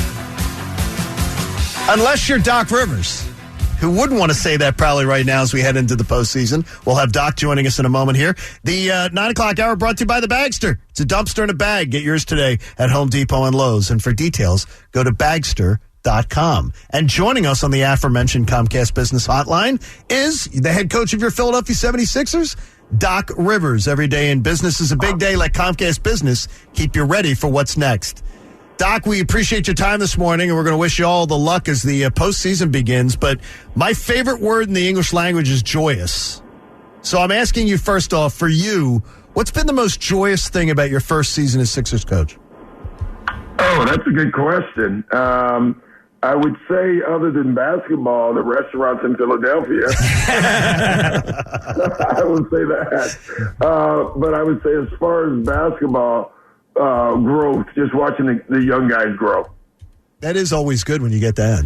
Hey, Doc, this team that you're facing tomorrow night, it's a pretty gruesome 1-2 punch they have there. Have the words, "it's okay if he gets his butt," ever come out of your mouth as a coach? And does it pertain to this series? It doesn't pertain to this series, but that has definitely come out of my mouth. We did play a series against Golden State when they had all three of those guys. So you almost had to tell your guys, well, you had to pick one. Say, okay, guys, we're just going to do our best on him. But it's okay if he scores. It's never okay. I've always thought, make it hard, but some guys are great. They're still going to score. Why doesn't it pertain to this series, though, with those two guys? Because I think when they score, they win. It's not like let them score and stop everybody else. I think when Russell is allowed to be Russell and Bradley is allowed to be Bradley, then they're really good. So, we're not going to stop either one of them, but we have to make it as hard as possible on both. Doc Rivers joining us on the John Kincaid Show here on The Fanatic. Coach, what do you believe is the greatest misconception that you hear or read about your team? You know your team. You know what's going on around it. What do you hear or read that you say, that doesn't make any sense? That's not us. Honestly, I don't pay much attention to either. and I'm being very honest there, I really try to stay in my lane, my zone, and focus on us. I don't know. I guess, I'm not even sure. The youth thing, I hear that, we're not. I guess the most untrue thing is that I don't see us picked anywhere to win the East. So I think that's a misconception. Doc, great to talk to you again. Look, everybody, when they talk about playoff basketball, says, it becomes a half-court game, it slows down, it's this, it's that. You've been through these battles for decades, going back to being a player and a head coach. What actually is the biggest difference in playoff basketball? I just think both teams are better prepared than they are in the regular season. You have one team to focus on. You have all your energy built, So the things that you see is guys are fresher in a strange way. They play harder, clearly, and the focus is way higher. And the game planning is higher because you have one opponent. And by game two, there's nothing you're going to run that they don't know, and there's nothing they're going to do that you don't know. And that's why it becomes such a physical and mental task for teams. Doc, when you've had a team not reach their goals in a postseason, has it usually been because of what your team hasn't done or what the other team has done to you? I've always choose the first. It's things that we didn't do. You look at the Clipper team last year, which I still thought was the best team in the NBA. And we lost to Denver, and we were offensively great all year, and all of a sudden we couldn't make a shot. We couldn't score. And so I would say it's more on what a team doesn't do, your team doesn't do. There are times where, we lost to Golden State 2 years ago with that team I had 0 All-Stars on a team playing against those three guys. It was what they did. Absolutely. Yeah. They did it over and over, yes. Yeah, but when you're evenly matched and you don't win, you usually come out wishing you had something more on your team. Doc, in the final games of the season, you said it the other day, there were some easy games there, bad opponents. Yeah. My theme was that I thought maybe you would want to extract something out of every game from your team to take a positive out. First thing, did you, out of those final, say, 10 games, get enough to extract from your team? And do you like where they are playing right now? I didn't like the way we were playing at the end, but that doesn't matter now. I do like the way we've been practicing. Yeah, you try to do that, and, your plans are always one thing, but what actually happens is another thing. I don't care how many times you tell your players, we still got to focus on us and do our stuff. They know who they're playing. We're not going to fool them, if you know what I mean. So I did get some things. I got Tyrese a lot of minutes in those last 4 or 5 games. That was important for me, probably important for him. So, George Hill got more minutes. I thought he needed it. We forget he hadn't played all year. So, yeah, I would say other than that, I don't think we got much out of it. Coach, was load management this season more of a Sixers thing or more of a Doc Rivers thing? Probably more of a Sixers thing, but it would be all of us, because I am part of the Sixers. So, it's something that you never know, and you honestly don't know if you're on the right line of it. I thought the league went haywire a couple years ago, and we overdid it.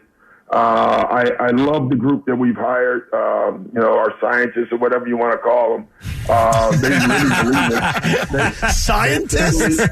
What do they have, beakers? They have beakers and stuff like that, Coach?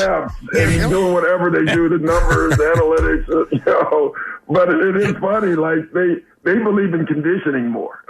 They believe they are always about ramping guys up to get them at their premium. So when the playoffs start, they're ready.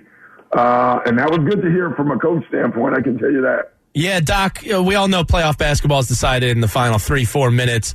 Are your closing units yet established? Is it something you're going to tinker with, or is it a fluid situation game to game? It's pretty much established, but it's the latter as well, because we don't know our opponent until you get into the series with them. And certain things they may do defensively may mean we need someone else on the floor. So But we pretty much know the 6-7 guys that'll be on the floor at the end of the game. We know our defensive unit. Like if we need one stop, we know exactly the 5 guys that need to be on the floor there. We need a basket. One basket and know they're going to call a timeout. We know that unit. Your best unit last minute if they're going up and down with no stoppage. So you got to have all 3 of those things planned and ready. Doc, tell us something that we do not know about Ben Simmons. Well, I think you know it all. I think his IQ, I think he's somebody that you should celebrate more, in my opinion. Physically, defensively, he can be dominating. I think most people wouldn't look at him as a physical offensive player. But if you just watch the game, he sets the most bone-crushing picks that you will ever see. And we laugh because usually he sets picks that bigs set on offense, and he does it all the time. And they're hurt. They hurt because guards don't set picks like that on guards. And obviously, I love to see them. Doc, I heard you say the other day that in these practices that you had, you were tightening the team up and getting everything kind of fixed up. What were some of the things that you felt needed tightening and fixing in the days of practice that you had? Just execution. I thought we had gotten away from it a little bit. The little things, getting to the second option, working the sets. You get bad habits sometimes playing against the teams we did down the stretch because it's so easy to score. Everyone's trying to score. I always liken it to the AU games when the star player on the AU team and they're playing a bad team, the star player doesn't get the ball. But then when they play the best team, the star player gets the ball every time down. It felt like that. Coach, did you know that you're in the modern era of this 4-7-game series format, that your championship that you won back with the Celtics was in 2008? You took the most games to win it, 26? I didn't know that. I just knew it was really hard. How about this? No team's ever taken 25. So you guys, your route to you can only possibly play is 28. You played 26 with that team. No one's ever played 25, and one team's played 24. Yeah, we went 7-7-6-6.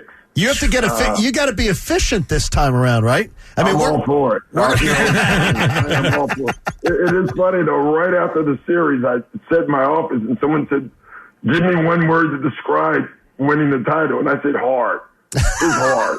It just is, and I think everybody that wins easier, obviously, than we won would tell you that. Yeah, Doc, I'm going to throw you a softball here. I want to hear your best pitch of why Joel Embiid deserves the league MVP and why Ben Simmons deserves the Defensive Player of the Year. Well, with Joel, just look at our record, number one, and look at all the things that he does. I think that's a layup for me. Obviously I'm biased. Listen, Joker or Embiid are clearly the 2 favorites in my opinion. Steph's last month and a half, 2 months, was as dominating as I've seen from a guard. But I'm always going with Embiid. And to me, Ben's a shoo-in for me. He guards every position. And every night, whoever he guards has a long night. There's very few nights you can look at the guy that Ben guarded had a good night. And if that's not defensive impact on your team, I don't know what it is. All right, Coach, we're just going to say, if you were to give a thumbnail, is how do you keep all those guys in the locker room focused on just the little journey at hand and not the big journey? Well, that's the toughest part. The 2 things is getting outside of yourself, because a lot of things go in the playoffs. First of all, your minutes are cut. Some guys will play a lot more. Some guys will play a lot less. And keeping those guys focused, I've always thought is almost the bigger key. And then understanding there's 4 games that you have to win, 1 game each. You can't win the first game and think you've won the series or the second or the third. You just got to keep playing. The playoffs are fluid. One injury, one technical, anything can change the series, and you have to know that. Doc, we want you to, sometime after the season, after the parade, we would like you to come in and just hang out with us in the morning, spend like an hour with us in studio. You up for that? We'll bring in food and everything. As long as food is there, I'm there. Thank you, Doc. We wish you all the best.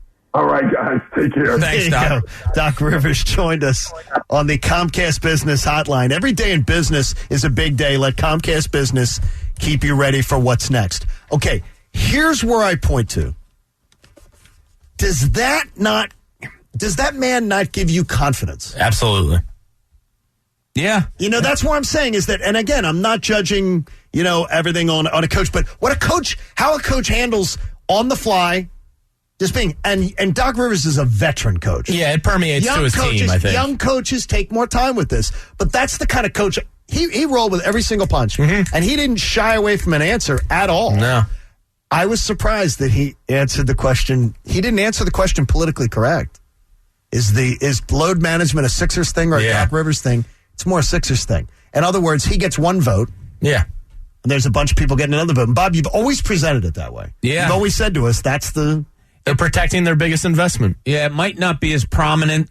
They might not handle it as prominently to Doc as they did to Brett Brown, whereas Brett Brown would walk into his office and I told you there would be names. Sure. And they'd have a red light, a green light, or a yellow light. Maybe it's not that way with Doc, but yeah, they're making the calls on that. Hey, buckling up is the best way to protect yourself and your loved ones in a crash. Drive smart and buckle up. Be safe, PA. Learn more at penn.gov/safety. Paid for with Pennsylvania taxpayer dollars. So while we were doing the show this morning, we got Olivia a car. I told you a couple weeks ago. One of her friends hit her car in the parking lot. No way. Oh, man. Not a brand new car. She has a used car. But one of her friends. How badly? I got a picture of it, and I'm not. I don't. I'll put it up here as to like the dent on the front. You guys can get a better. Yeah, it's not good. I mean, it's not good. Great. No, it's not good. But it's not horrible. Yeah. But her brand new first what is car, it? 3 weeks old? 2 weeks. 2 weeks old. And she's in the school parking lot, and one of her friends decides she has to back into a spot. Come on. What are you, 90? And backs into her. And she's just, She fuming? She says she's fuming. And Well, my buddy Tony Dings from Carvana, he's the godfather of Dings. He can help her out. This is a bit. You might be able to get one of those. Have you seen the suction cup? No, fold? she doesn't have to. It's well, the girl yeah, hit but her. if you don't want to go into deductibles and all that. No, we don't have to. She hit her, so we don't have to do anything about it. They have to pay for it. But I said to them, we're friends with the girl's family. Yeah. I've known her since she was a little girl, the girl who hit her. And I just said to Olivia, I'm like, be kind. Like, and she is. They're like, these two are like sisters, but Olivia's pissed off. That sucks. And I'm like, be kind. Because guess what, Liv? The next time you're you going to get have an accident one day. You might do it, and you don't want someone being rude with you, being upset with you over an accident. It's just a little accident. That's going to be a little more than a little. But and at least you know what happened, where it happened. Trust me on this, having 3 kids that drive. Cars have come home without word being said, and mom and or dad have, what happened? I don't know. Oh, you see, that's not good. And there has been instances where our kids were parked and someone hit them and took off. I had a friend, Pam, who will go nameless, who once drove over one of those. She was supposed to reverse out of a spot. She drove over one of those one of the cement parking things. I had a friend do that. She was at Pagano's down at 39th and Chestnut or 39th and Walnut. And she had to make left turns the whole way home because the car would no longer turn right. So she had to find a way home to Drexel Hill. Just a big circle. She had to find a way home to Drexel Hill. To go down to Ballackinwood, make a left. No, she's on 39th, so she couldn't make. She had to make left turns the whole way to get home. And she may or may not lived in Drexel Hill, and her name may or may not be Pam. So, all right, let's put it in the book. Coach has got a pen out. Let's do it. After Doc Rivers, we had the chance to talk to him. Pat Egan, the Sixers will win against the Wizards in how many games? 5. 5 games. Who is the hero of the series? Joel Embiid. Who is the surprise story of the series? I'm going to go with Ben Simmons. Okay. Jamie Lynch. 5 games. Jamie Lynch also goes 5 games. Who's the hero of the series? Joel Embiid. They The can't stop him. surprise hero. Real of the creative. series. I know, Pat. I'm going out on a limb here. Danny Green. Interesting. That's an interesting one. Bobby? 4, Embiid. Sweep. Matisse Thybulle. Ooh. You son of a... Stole John's. But no, because, well, he did steal one of them. My hero of the series, Ben Simmons. My surprise story of the series, Matisse Thybulle. And the Sixers will win in 5 games. I have Joel Embiid's season numbers versus the Wizards. Would you like to hear them? Yeah, let's hear them. 90 points in 92 minutes. 28 for 48 from the floor for 58.3%. Oh. And this one just makes it move. 27 of 28 from the free throw line. I love that. Now He's unbelievable. That to me is a stat about, it's weird, is like someone else will go, well, who cares? It's not like he's making free throws against an opponent. It's getting to the line. Getting to the line. So wait, he's shooting almost 30 free throws in 90 minutes? He's going to the line once every 3 Guess minutes what? against That should be your game plan. My God. It's a wonderful game plan. They got no answer for him. They do not have Daniel Gafford, come on. But I do believe there will be one game. Sure. Bradley Beal will go off one game. There'll be one game, Yeah. and it's going to be, and it'll probably be in D.C., and then they'll come back and win it. But what Doc said, when those two score, to Bob's question, they win. So that's why he's not saying that this series, that's all they got. Well, that's why I thought he might say, yeah, we're going to look at, I mean, he can't tell us his obvious strategy, but I'm wondering if the strategy is we need to take away Beal.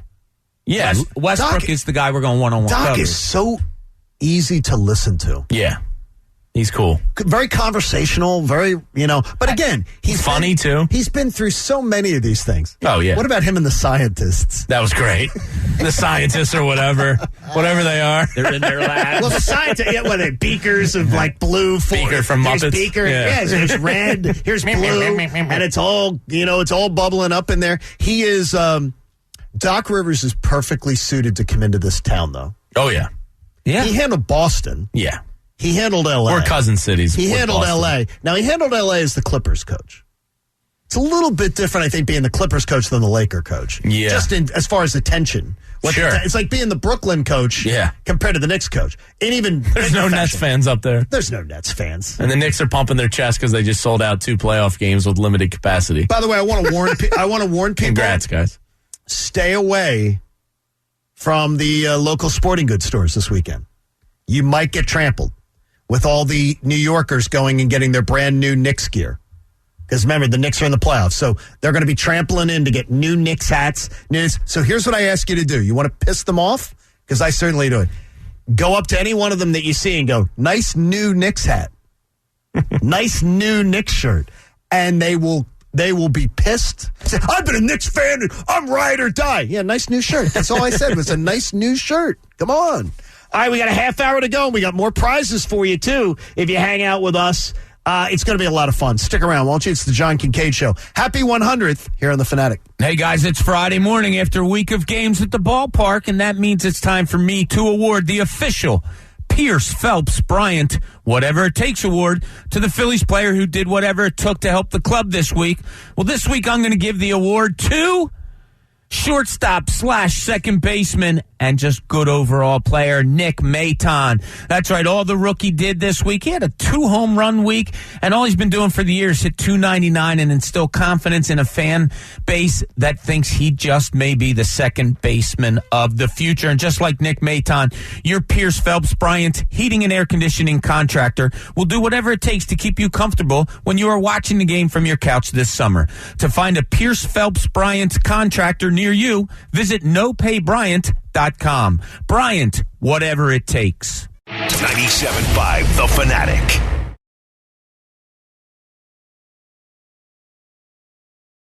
.5 The Fanatic.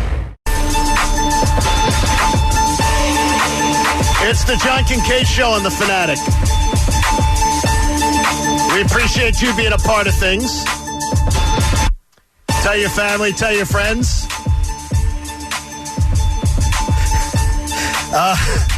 We want to thank our friends from Burger Vana. Now, You love the name, Jamie. Yeah, it's a good name. But now you love the burger. I just got a pork roll burger.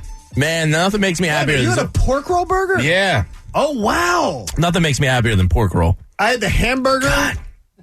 The hamburger with the hash brown Ooh. and egg on it. That's a nice item. Breakfast burger. Because remember, Burgervana's going to have everything for you. It opened up on the 10th of May. Fresh made-to-order burgers. You can build your own or pick one of their chef-inspired creations.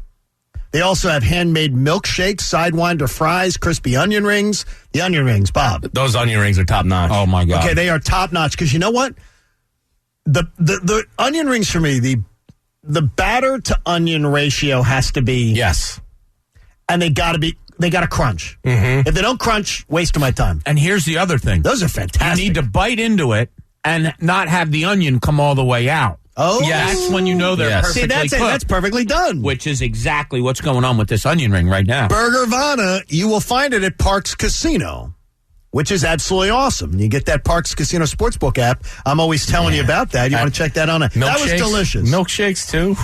You know, one summer I survived on milkshakes for a little over 2 months. It shows. No, this is when I was skinny, Pat. Wow. This is when I was young and skinny and when you had a skinny metabolism. after 2 months. Horrible. No, I took a pill with no water, and it got stuck in my throat sideways. Oh, my gosh. Which we didn't know at the time, and it infected my esophagus, and I couldn't eat. You didn't feel it? No. Really? And we couldn't figure it out for the longest time, and I had to go to all these ear, nose, throat That specialists. sounds like something your dog would do. All I could do was have check. milkshakes. So that was like my sustenance for like 2 months, and then my they finally gosh. figured it out and corrected it. Well, I would tell you, if you haven't tried Burgervana, you should. You just heard Jamie tell you should. And next Friday's National Hamburger Day, so it'd be a great time to do it. And at Burgervana, they'll have free fries or onion rings with any burger purchase. So check it on out. Parks Casino Sportsbook. I will be going up, not this weekend probably, but after. And then next weekend I go to Atlanta. But I will definitely be checking out. I was going to say, you're due for a trip. I am. I saw that, by the way, Pam has checked in after I mistakenly let her name slip. Oh. But she says you forgot to mention in the story that one of the people involved with the fixing of the NBA games was also involved in that night. So, there it is.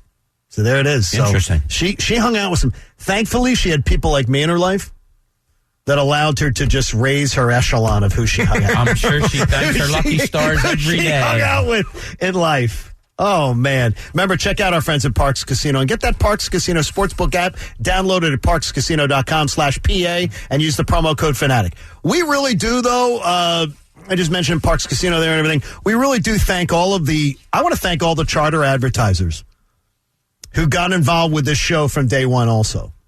And every one of them. And you hear us all talk about our favorite sports books and companies that have got on board with this show.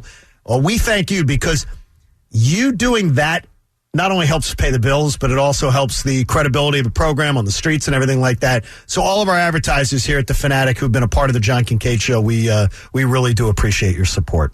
It is great.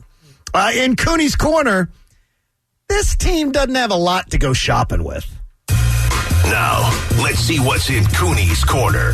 Yeah, so where are we with this Phillies team? And when Ricky was in yesterday... 500 is where we're at, Bob. Okay, and that's not good enough. It's opening day.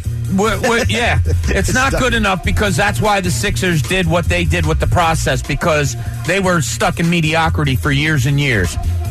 Where do we go right now with the Phillies? Now, you have some parts coming up that are homegrown. Nick Maton, Rhys Hoskins, the list can kind of go on a little bit. Aaron Nola, that you have some interesting figures, Alec Boehm, that you could build around or with. But it doesn't seem to be enough. So, is there somebody, maybe among someone I just said or somebody else on this team, that you're willing to part with to get the team better now? Like, where are you? Well, I know one I'm willing to part with. And it would hurt the 2021 Phillies. Sure. And that's Rhys Hoskins. It would hurt the 2021 Phillies' chances to win because Rhys has been praiseworthy this year. Long term, I'm perfectly fine with parting ways. If you could get a Chris Bryant... Well, I don't want a Chris Bryant because he's a free agent. I don't want to rent a player for a bad team. Well, you don't have a farm system to rely on, so you're going to have to sign free agents. Rental players don't do this. But if I could get him, you'd have to give up something, and then I could slide Alec Boehm over to first and have Bryant play the hot corner.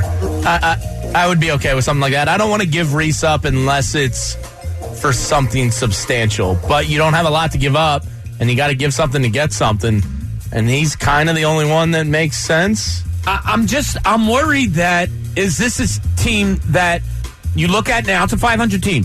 We can go up to 85, 86, but at its core, it's a 500 team. Yeah. 85, 86 isn't going to be enough anyway. What does the future hold? Because you don't have a great farm system. You don't have money to spend. And I don't know. You have some Nick Maton I like. Is he a turnaround guy? I don't think so. Where are you going? And if Reese Hoskins might be your only tradable item. See, that's the thing. That's what I'm scared to me, of. Reese Hoskins is the only. It's the only thing that. You don't have. Nobody's trading for Didi or McCutcheon. Nobody's trading for that.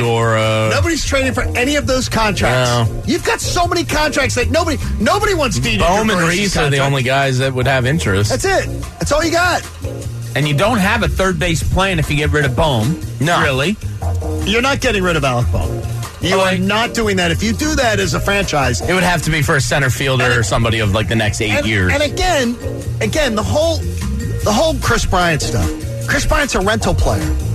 If you're interested in Chris Bryant, you get him in the offseason. You don't spend on something you can get for free in the offseason. You don't do that because this team is not the kind of team you spend money, go and do a rental player on.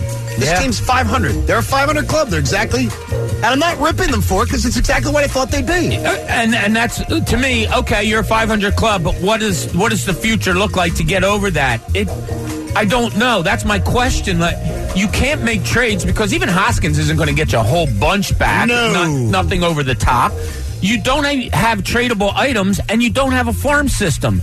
And it looks like you can't spend any more money. I think an American League club, though, Hoskins to the American League is the only answer to me. Unless somebody has the forethought to say, we can use him this year, and then down the line, we've got the option as a DH. Yeah, Pat, what comes off the books after this year off the top of your head? Do you know anything? McCutcheon. Which is $20 million. That's a big one. Archie Bradley was only a one-year deal. A lot of the bullpen armors were a one-year deal. So you get rid of McCutcheon, you're going to have to get a left fielder. You're going to have to get a center fielder. Yeah, but you can get two outfielders for $10 million. Why haven't they done it? $10 million each. Because they have not. Again, most of them are traded for. A lot of outfielders teams trade for. You see, outfield, by the way, a nice ESPN stats and info. The most traded position players are outfield. Yeah, well, there's three of them, and they grow on trees. And again, exactly. So the Phillies have to do that. I trust Dave Dombrowski completely to fix that. Not right now, but to fix that. I don't think you're going to have to give up Reese Hoskins to improve this team drastically as much as you guys think. You know, like, what do you think you could get? What do you think you could get? Like, who are we talking about here? Okay, if I asked you, Pat, you're going to get a competent 120 start outfielder from somebody who's more than competent, can hit you 260, maybe a little bit of pop, can play competent defense, which, by the way, Bryce Harper doesn't. Yeah. So he couldn't track another one last night. Yeah, it's crazy. What is going on? As you guys pointed out, it's jarring. It's really weird. So I think when you look at the minor league system, they don't have a great one. But when you see guys like Cameron Maybin get traded for $1, when you see some of the packages that guys get in return. Well, how many times has Cameron Maybin moved? Well, but he's a competent outfielder. Exactly. You know, like, I mean, for $1, I mean, hell, I have $1 I could have given up. So that's what I'm saying. Like, you would have made that move. I would have outbid you. Yeah, you would have bid $1.50. I would have gone 110. No, I would have gone 110. Okay. Just gone 10. Just at 10 cents. Yeah, because I would have. But my point is, like, you can probably get somebody for not giving up nearly as much as you would think that you would have to. I think what we need to see is teams fall out of it. Yeah, that's what you always have to wait for. And then when teams fall out of it, and then you got to hope that contenders, real contenders, who have minor league systems, aren't shopping in the same aisle you are. Yeah. And if you're shopping in the outfield aisle, a lot of teams. But here's what I'm going to say, though, is the majority of teams that are contenders, they have answers in the outfield. Exactly. They have 130-game starters across the board. Yeah.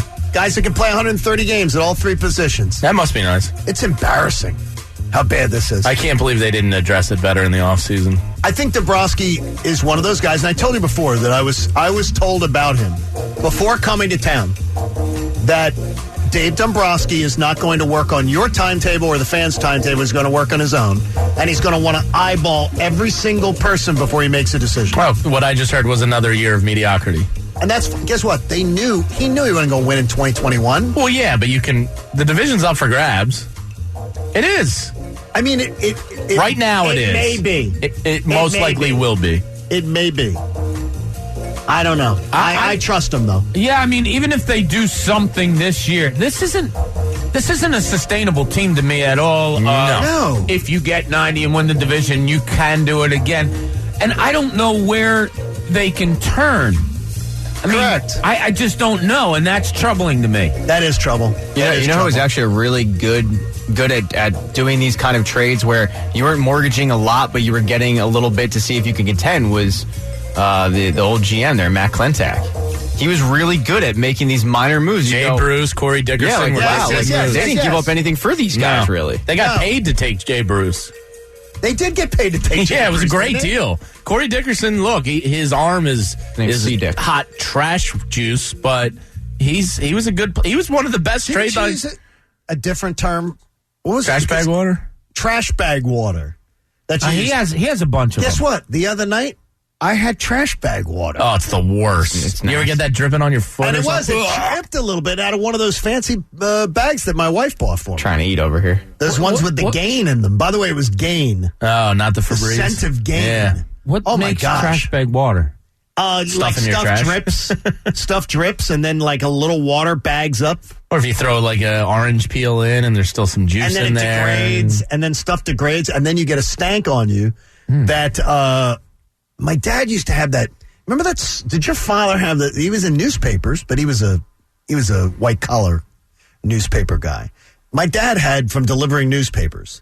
He would literally have to take the newspaper, fold it, put a rubber band on it, and then throw it in someone's driveway. His hands would come home. The tip of my dad's fingers. I am not. Were they black? You, like ink? Throughout his life. Did he have? I forgot what it was called. It was white soap. No, he didn't. It was granule. It was like you wet your hands and you pour this white granules of soap that felt like stones on your hand. Yeah. I do not know what it's called. I know what you're talking about. But my dad did Mechanics had that a lot. Yeah, they used it. Yeah. My dad had the Philadelphia Bulletin. He used to say you could read the bulletin off his hands because of all the pictures. Like the Murphy soap thing? I kid you not. Something like that. Baraxo? Baraxo? Yeah, that sounds familiar. Something like that. When my dad died, one of my last memories of him, after he died, was looking at him and his hands, the tips of his hands still. Because my dad read 4 papers a day and carried papers because he didn't drive. He carried them on the bus with him and all that. So always had the black fingertips. Every picture that it's funny is my family weren't big picture takers. They pretty much documented the births of my brother and sister. But by the time I came along, 6.5 years later, it was, we just got another kid. Because I'm not sure that I actually was born into this family or not. But there's every picture of my dad on vacation. My father has sunglasses on, pair of swim trunks, and he's reading a newspaper. He loved going on vacation. He'd get a fresh newspaper in the morning, and he'd lay by the pool. And he would read the newspaper all day long. He did not know how to swim, yet he was shot down in a plane in a B-17 bomber, where he had to jump out of a plane to save his life. Jeez, and the man did not learn how to swim ever, so he would lay at pools. He loved being out in the sun and everything. Lay at a pool. If he went in the pool, he never went in past his waist. How about that? Craziest thing ever. Never saw my dad in shorts. Never saw my dad in jeans. Jeans. You know what? Our dads of a different era of, they carried themselves differently. They purported themselves differently. My dad had a club foot, so he had special boots that he had to wear. What does that mean, by the way? I've heard the expression. The bone in his one foot didn't come down and fuse to the bottom of his foot. Instead, his ankle went straight to like his toes, kind of. So his foot was always, it was in a precarious position all the time. I had to wear special boots. So wearing shorts with special boots wasn't a thing, but I never, ever saw him in shorts. Yeah, your dad, no shorts. My dad, shorts all the time, but no jeans, ever. Huh. Didn't wear jeans. My dad didn't wear jeans very often. And he used to go to this place called Haas's Men's Store, which was up at Newtown Square. That's cool. Haas's, Hassis, I think it was, up in Newtown Square. And so my dad would have some dress clothes because they would just like to go to church or something. He had the ugliest green jacket and yellow pants. Mustard. The canary yellow pants. Brutal. All right, let's do some Sixers math. The final jersey name. Multiply the numbers we've given you by Ben Simmons. And what's on the line here, John? This is going to be pretty awesome. I want these tickets. You're going to win tickets to Game 2. Woo! Game 2. You will hear it. I'm going to steal them. So you've got a number. Wow. Multiply the number right now by Ben Simmons. Luckily, Jamie sucks at math. Yeah, it's true. Then you got to call 610-632-0975. 610-632-0975. I've got to tell you, that's not a easy proposition here. Hopefully you have gone through it and you're ready to call. Someone is on the line right now, so hopefully they are calling up and they've done the math properly. Let's see if Connor's got it. I'm telling you this much. There is a... 2 tickets to a Sixers playoff game on a Sunday so afternoon. nice. That is awesome. No, kidding Wednesday. me? Game 2. Or Game 2. I'm sorry. On a Wednesday night? Are you kidding me? So, Jamie, our dads are older than your dad was. Yes. God rest his soul. Your dad more of, like, dress up? Or not? Like, he didn't carry himself as casually as you will. No, not as casually as me. But he had... Do you guys remember the terry cloth era? Like the terry cloth shorts? Yeah. He had terry cloth shorts that he would rock every day in the summer. Wait a minute now. Let's say, Melanie, how are you? I'm great. How are you? Great, Melanie. Are you good at math? I am, just a little. What's the number? 1650. Melanie's going to Game 2 against the Wizards. Congrats, Melanie. Melanie, congratulations. You're going to Game 2. We'll put you on hold. Say hello to Connor. Don't let him hit on you, Melanie. Jeez. Why you do that? I'm just saying you don't want a sexual harassment thing. Melanie won. You're a blocker. I love that, man. Great stuff. Look who's in the studio with us. Here's the cuz. Anthony Gargano in the house. Hey, let me just say, I love it. Congratulations. Thanks, man. 100th show. That's good. Awesome. Love the show. Love you guys. Proud of you guys. Thank you, brother. That's a great thing. Thanks, Sam. Thank you, Nice. brother. Thank you. Love having you in with us, too. And that Parks food drop. Did you get any of that food? I'm sure lunchtime. Burger. There's some nice items out there. Oh, my gosh. Yeah? Hey, I've never had a new joint. breakfast burger ever. The breakfest burger rules. And you right? respect an I've never onion had ring. Love You the would onion ring. love the... Yeah, no, those are you'd good love onion the way rings. they do it. Really? Yeah, isn't the ratio of onion to crust have to be like the coating have to be sort of very... Sometimes you're people dead over- right. The true onion ring, you can't... If it's too tight. much bread... Right. Bleh, too oniony... Yeah. bleh. If the onion pulls, bleh. Right. You can't have the onion pull. Can't have It's it. That's a when key- it's perfectly cooked. Oh, wow. Yeah, see, Right. that's right. My That's mom right. said that back in the day, God rest Betty's soul too, that she'd put a little oil on like a vegetable or something in when she was getting the onions, and that made them she said that made them when you bit the onion, it would be more malleable to just be bitten. Wow, that's genius. I like little that. Little cheat Yeah, code. that's pretty good, If Betty's man. listening over at St. Dennis, at St. Peter and Paul, hope Mom's got the app up. Love that. Love that. You know what? I haven't had the onion and an onion ring in forever. Oh, it's delicious. If there's an onion ring out there, get one for Anthony. I got one right here. It's a for real, him. Anthony, you Yeah. got to try I one haven't of these. touched it yet. You got to try one of these. That's awesome. Do you hear Doc earlier? I did. Yeah, it's great. I love that. He's awesome. He's, you love listening to him speak. Like, he's one of those guys where he's just a great conversationalist. Chill out. You know what I mean? It's like, let's have a conversation. I love that about it. And I thought it was a great appearance. He's so, he gives me confidence. And it's where I don't want to judge Nick Sirianni on, like, he hasn't coached a game yet and everything.